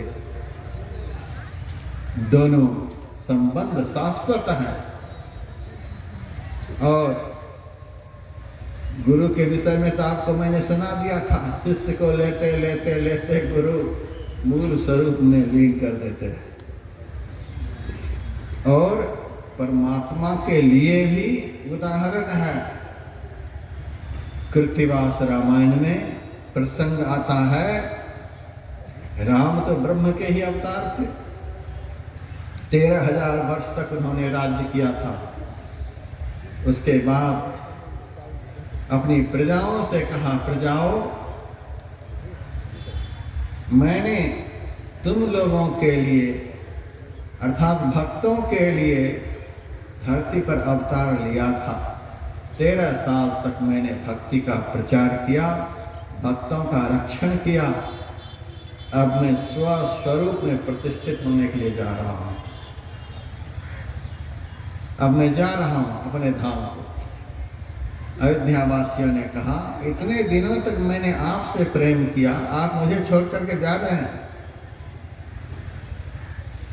मैं भी आपके साथ चलूंगा। अयोध्या वासी ने श्री राम से कहा, मैं भी आपके साथ चलूंगा।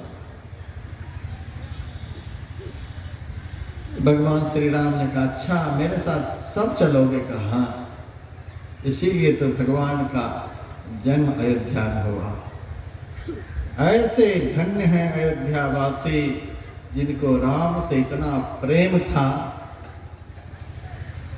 कि राम के लिए घर को, परिवार को, स्वजन संबंधियों सबको छोड़ने के लिए तैयार, सारे जीवन। अरे आपका बेटा को जेल हो जाएगा तो गांव के लोगों को कोई कष्ट होगा? गांव के लोग मस्ती में, उनका बेटा जेल गया कोई बात नहीं। लेकिन राम को जब वनवास हुआ था, समस्त अयोध्या वासियों ने व्रत लिया था, जब तक 14 साल के बाद राम का दर्शन नहीं हो जाएगा तब तक अन्न जल ग्रहण नहीं करेंगे। व्रत ले लिया था। इतना राम से प्रेम, जहाँ राम से इतना प्रेम होता है वहीं तो राम का अवतार होता है। यही अनन्यतम प्रेम को तो शाश्वत भक्ति कहते हैं।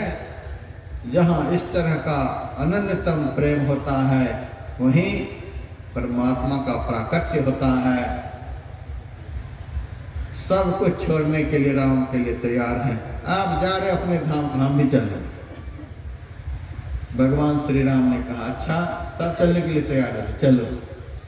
दुनिया का कौन ऐसा संबंधी होगा जो चलते वक्त किसी को साथ लगा लेगा? है कोई? पंडाल में खड़े होंगे कि अपने भाई को साथ लेकर जाएंगे? बहुत प्रेम इन्होंने किया है, इनको साथ लेकर के जाएंगे। जोरू कौन खसम है किसका, कौन किसी के नाते हैं। आया जम जब दिया नगारा, साफ अलग हो जाते हैं। कौन साथ चलने वाले हैं? कोई नहीं।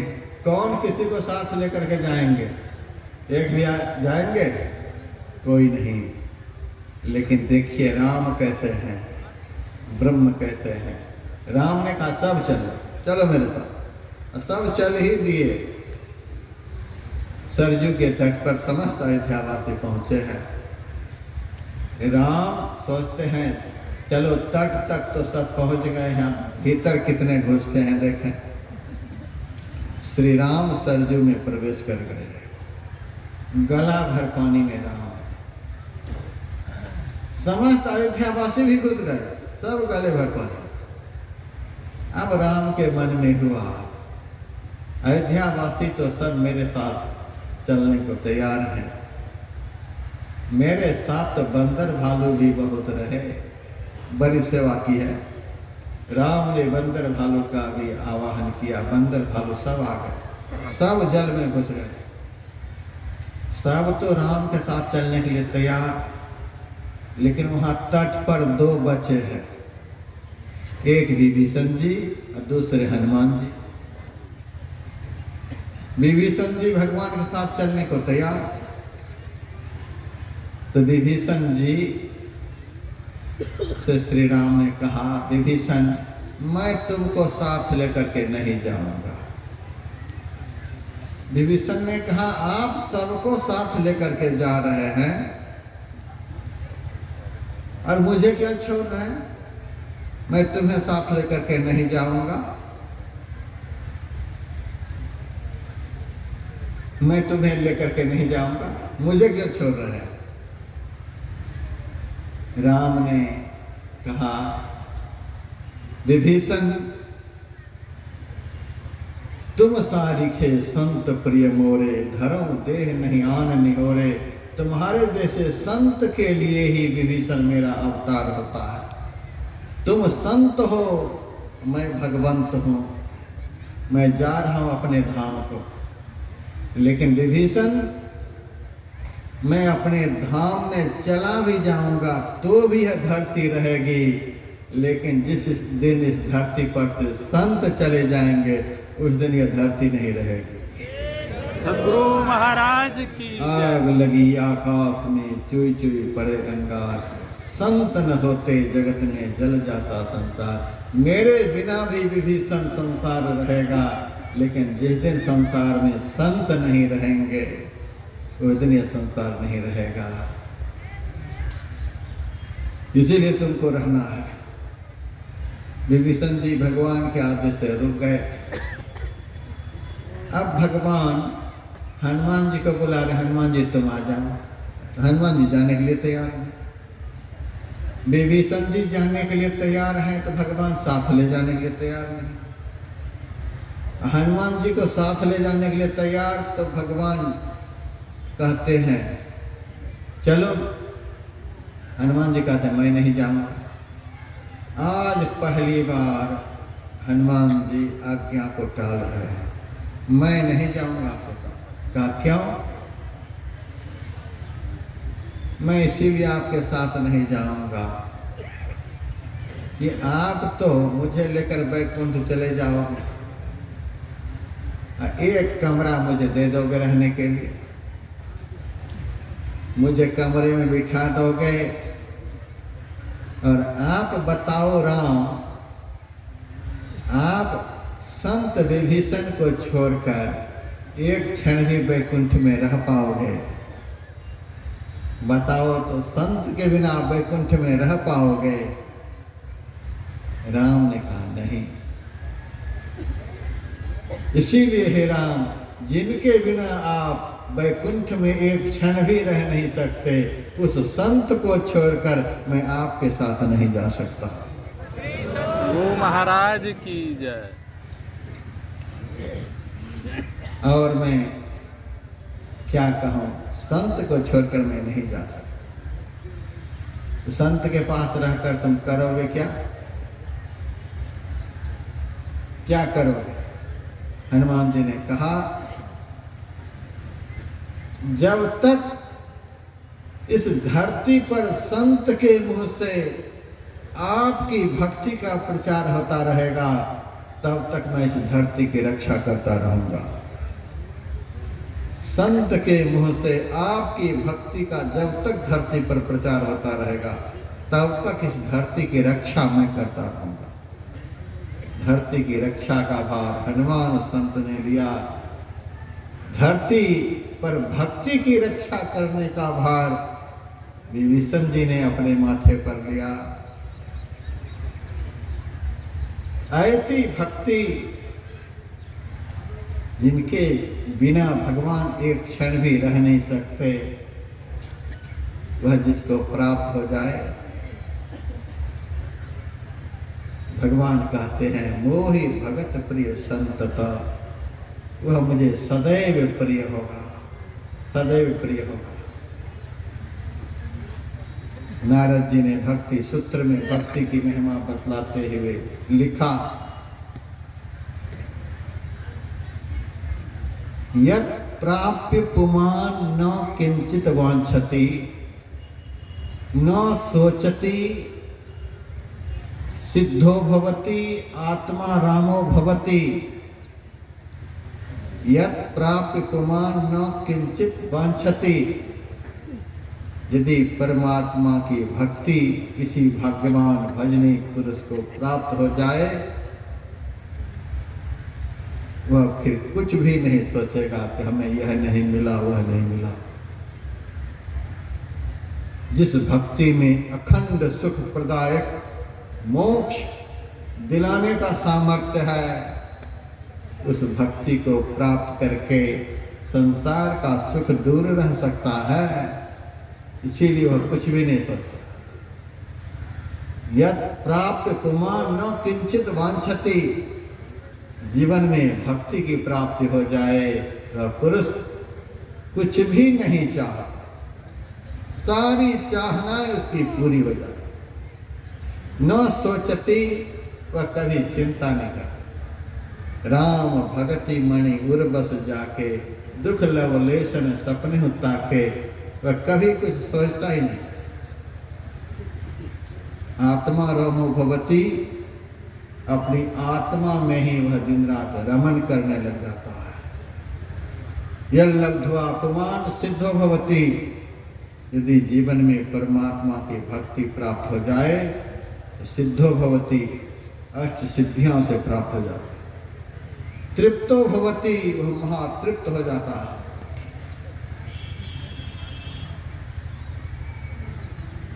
और संत कबीर साहब ने क्या कहा?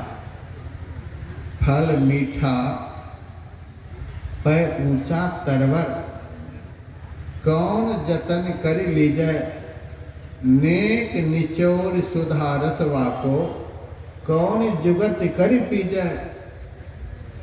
फल मीठा,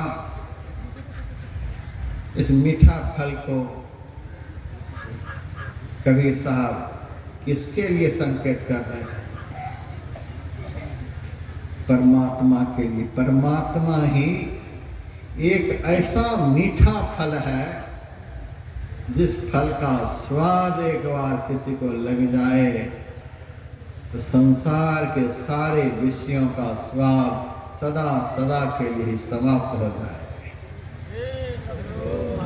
फल मीठा, परमात्मा रूपी फल ऐसा मीठा है, ऐसा मीठा है, फिर कोई स्वाद लेने की इच्छा ही नहीं रह जाती। अमित तोष उपजावे। मैंने एक बार हरिद्वार में बहुत बड़ा भंडारा किया था। उस भंडारे में कई एक प्रकार की मिठाई बनवाई। उस कई एक प्रकार में से बतासे भी मैंने बनवाए।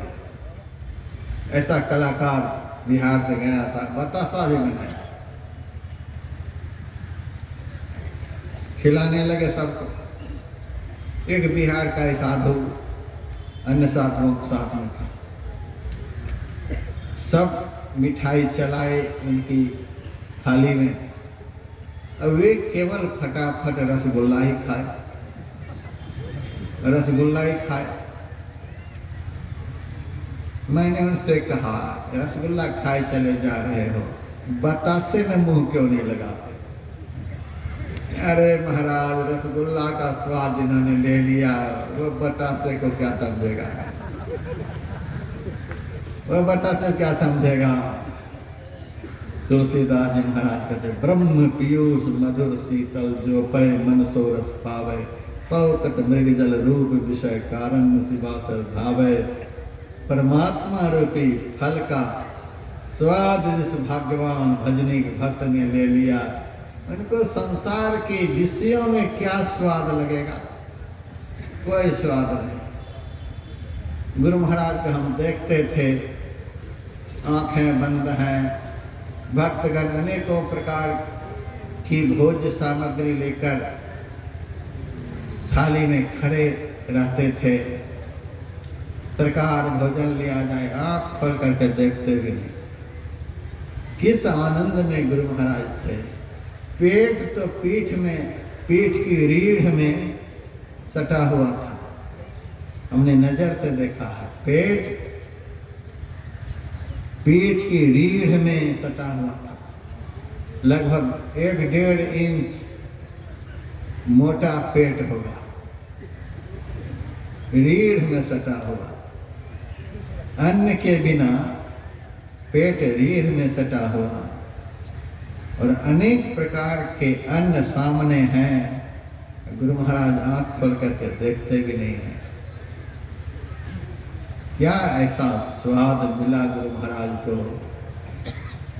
न देखने का मन करता है, न खाने का मन करता है, न सूंघने का मन करता है। परमात्मा रूपी फल ऐसा है जिसका स्वाद एक बार जीवन में लग जाए, संसार का सारा स्वाद एक ही बार में समाप्त हो जाए। महाराज की जय। आप किसी रूप को देख लीजिए, बहुत बढ़िया लग रहा है देखने में, उसी वक्त आपको जोरों की भूख लगी हो। क्या रूप को देखने से भूख मिट जाएगी? प्यास लगी हो तो रूप के देखने से क्या प्यास बुझ जाएगी? नहीं, देखने का अलग आनंद है, खाने का अलग आनंद है, पीने का अलग आनंद है, छूने का अलग आनंद है, सूंघने का अलग आनंद है। संसार का आनंद तो अलग अलग है, एक ही बार में सब आनंद प्राप्त हो नहीं सकता, लेकिन परमात्मा में एक ऐसा आनंद है जो जीवन में एक बार मिल जाए तो सब आनंद एक ही साथ प्राप्त हो जाता है।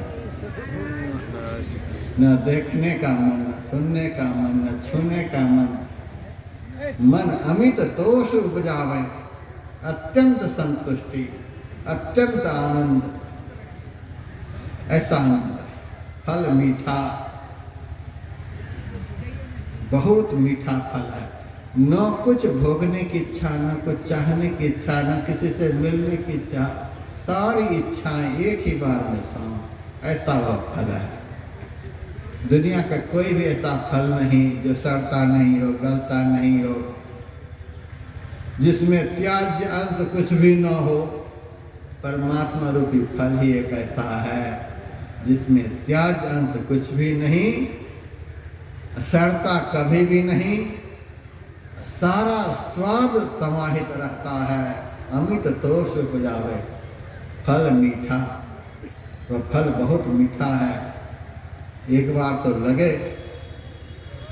लेकिन कबीर से पूछा गया वह सबसे मीठा फल कहाँ लगता है? तो ऊंचा तरवर, बहुत ऊंचा वृक्ष पर, सबसे ऊंचा वृक्ष है। ऐसा फल यदि पेड़ के जैसा पेड़ में लग जाता तो सब लोग तोड़ लेते। ऐसा फल, परमात्मा रूपी फल किस पेड़ में लगता है? कहते बहुत ऊंचा पेड़। अरे बहुत ऊंचा पेड़ का नाम क्या है? उसी पेड़ का नाम है भक्ति। भक्ति रूपी पेड़ में परमात्मा रूपी फल लगता है। लेकिन सबसे ऊंचा भक्ति हो हमारे जीवन में, सबसे ऊंचाई तक की प्रथम भक्ति से शुरू करते करते करते करते ऊंचाई की ओर बढ़िए, दूसरी भक्ति और ऊंचाई पर चढ़े, तीसरी और ऊंचाई पर, भक्ति का चौथा अंग और ऊंचाई पर, इस तरह से चढ़ते चढ़ते चढ़ते चढ़ते, ज्यादा व्याख्या करने का नहीं है। प्रथम भगति संतन कर संगा, दूसरी रति मम कथा प्रसंगा।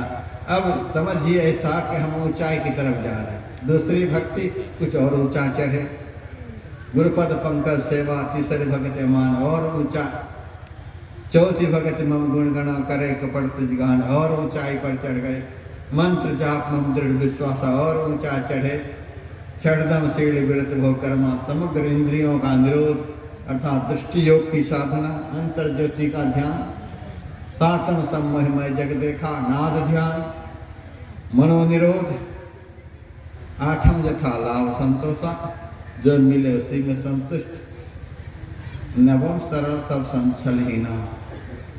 ये भक्ति का नौवां अंग बड़ा विचित्र है। नवम सरल सब संचल हीना, भक्ति का नौवां अंग। समझिए कि सबसे ऊंचाई पर चढ़ गए। अब तो फल में हाथ लगने वाला है। यदि जीवन में सरलता आ जाए तो फल हाथ में लगने वाला ही है। एक महात्मा किसी रास्ते से गुजर रहा था तो रेल की पटरी मिले, महात्मा माथा रख दिया, प्रणाम करने लगे। लोगों ने कहा महाराज है न कोई देवता न देवी, रेल की पटरी को क्यों प्रणाम कर रहे? महात्मा ने कहा मुझे पता है न कोई देवी है न देवता है, लेकिन है बड़ा सीधा, बड़ा सीधा है, इसीलिए हमने इसे प्रणाम किया। रेल की पटरी सीधी होती है तो महात्मा से प्रणाम करते हैं। यदि आदमी सीधा हो जाए तो स्वर्ग के फरिश्ता उसे नमन करेंगे, लेकिन बड़ा मुश्किल है।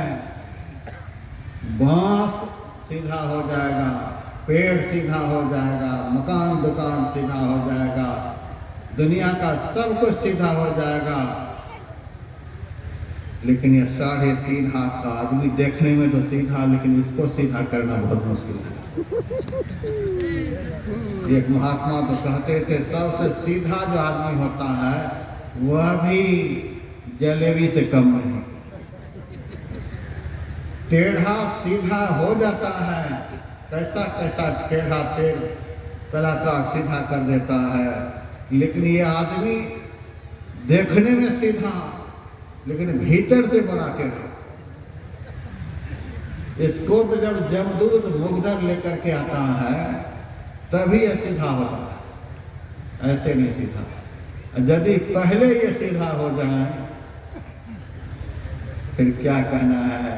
सदगुरु इसे सीधा रास्ता पकड़ा देते हैं, सीधे चला जाना वहां मुर्शद ने फतवा दिया। जब तक आदमी सरल नहीं होगा, सहज नहीं होगा, सहज नहीं होगा, सीधा नहीं होगा, निष्कपट नहीं होगा, निश्चल नहीं होगा, मन वचन कर्म से एक नहीं होगा, तब तक अंदर का सीधा रास्ता वह पकड़ नहीं सकता है। भक्ति का 9वां अंग जो है सबसे सरल, सीधा, सहज, ऐसा जीवन हो, सरल जीवन हो, सहज जीवन हो। समझिए कि हम चोटी पर पहुंच गए। अब फल हाथ में लगने वाला, फल मीठा पर ऊंचा पर्वत, भक्ति रूपी वृक्ष की ऊंचाई पर परमात्मा रूपी फल लगा हुआ होता है। वहां प्राप्त होता है, वहां अनुभव होता है, प्रत्यक्ष अनुभव, प्रत्यक्ष अनुभूति, परमात्मा तत्व की प्रत्यक्ष अनुभूति भक्ति की पराकाष्ठा पर होती है। भक्ति की पराकाष्ठा पर पहुंचे बगैर अनुभूति नहीं हो सकती। नेक निचोर सुधार वाको कौन जतन कर पी जाए।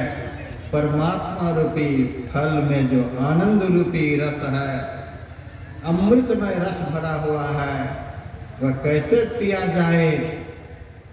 तो कबीर कहते पेड़ विकट है बड़ा सिलहला। भक्ति करने के लिए तो सब दौड़ पड़े हैं, लेकिन आरती हुई नहीं है, झोला संभालने लग गए हैं। अभी तो भक्ति पूरी नहीं हुई, प्रथम भगत संतन कर संगा सत्संग करने के लिए आए, लेकिन हम देख रहे हैं माइया की ज्यादा तैयारी है। अब पुरुष भी झोला संभाल रहे हैं, हम भी अब आरती कराने वाले हैं, फिर देख लो। इसीलिए तो कबीर ने कहा पेड़ विकट है बड़ा सिलहला। भक्ति रूपी पेड़ परमात्मा रूपी फल को देने वाला तो है, लेकिन है बड़ा फिसलनदार, बड़ा सिलहला, पावन टिके पे पेड़ का। आप लोग धन्य हैं जो अब तक बैठे हुए हैं, नहीं तो देख रहे हैं कितने फिसल रहे हैं। जो झोला ले लेकर के इधर उधर हो रहे हैं, समझ लेना है कि वो फिसल रहे हैं। पेड़ विकट है बड़ा सिलहला। जब भक्ति के प्रथम अंग से फिसलने लगे तो दूसरे में कितने टिकेंगे। और तीसरे में कितने टिकेंगे, और चौथे में कितने टिकेंगे। ऊपर ऊपर ऊपर तो और फिसलाव बढ़ता ही चला जाता है। फिर कौन टिकेंगे। प्रथम भगत संतनकर संगा से जो फिसल रहे हैं वो आगे आगे कैसे स्थिर होंगे। वो तो अंधा धुंध फिसलने लगे। कबीर को कहना पड़ा, बहुत लोग चढ़े बिन भेद नहीं, देखा देखी आही, उलट पाँव गिरी पड़े अधर थे, आई पड़े भुई माही। बहुत लोग तो आ गए हैं कांप में। आज तो सुबह में कमाल हो गया, मंच पर से घोषणा हो गई खीर की, कमाल हो गया। बहुत लोग चढ़े बिन भेद नहीं, देखा देखी आही। अरे सत्संग में तो खीर का भी भंडारा चलता है। खिचड़ी पर तो गिद्ध की तरह आदमी टूटते हैं, खीर पर तो फिरिश्ता उतर जाएगा। बहुत लोग चढ़े बिन भेद नहीं, देखा देखी आही। लेकिन खीर के समय तो बहुत लोग चढ़े बिन भेद नहीं, देखा देखी आही। जब सत्संग शुरू हो गया तो उलट पाँव गिरी पड़े अधर से, आए पड़े भुई माही। धीरे धीरे फिसलने लग गए, इधर उधर बाएं दाएं होने लगे। पेड़ विकट है बड़ा सुलहला, अगह गयो नहीं जावे, अगह गयो नहीं जावे।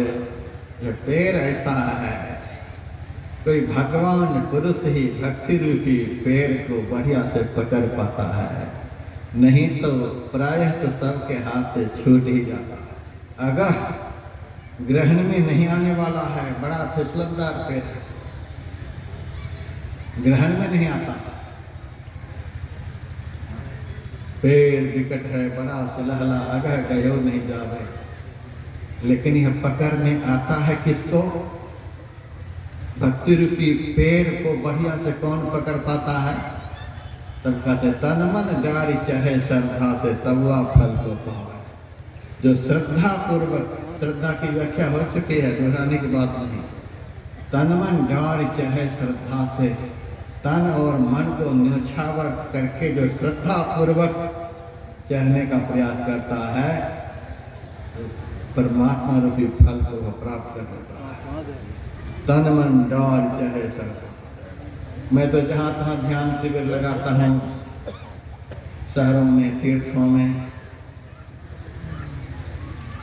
2023 का ध्यान शिविर गंगोत्री में लगा था, और 24 में लगने वाला है ओंकारेश्वर मध्य प्रदेश में। ऐसा लगता ही रहता है। जनकपुर में ध्यान शिविर चल रहा था। मैं सुबह सुबह टहलने के लिए निकला था। एक सत्संगी को मैंने देखा, किसी दुकान पर तराजू के ऊपर खड़ा था। मैंने कहा ये कमाल हो गया, तराजू पर चावल गेहूं तोलता है, मिठाई वगैरह तोलता है, ये खुद चढ़ गया है, ये बेचेगा अपने को क्या। तराजू पर खड़े हो। अरे महाराज, जब घर से चले थे तो 80 किलो के थे। 4 दिन हो गए शिविर में, यहाँ तो खाना पीना बड़ा हिसाब से होता है। अब देखते हैं कितने किलो कम हो गए। अब घर जाएंगे, अब पत्नी बिगड़ेगी। किसी लिए गया था ध्यान शिविर में, वहाँ तो खीर पूरी का भंडारा चलता है, तो भी हल्का होकर गया। दोबारा आने नहीं देंगे, इसीलिए तोड़ करके देख रहे हैं। शरीर को तोड़ रहा है। कितना शरीर में प्रेम है, शरीर को तोड़ रहा है।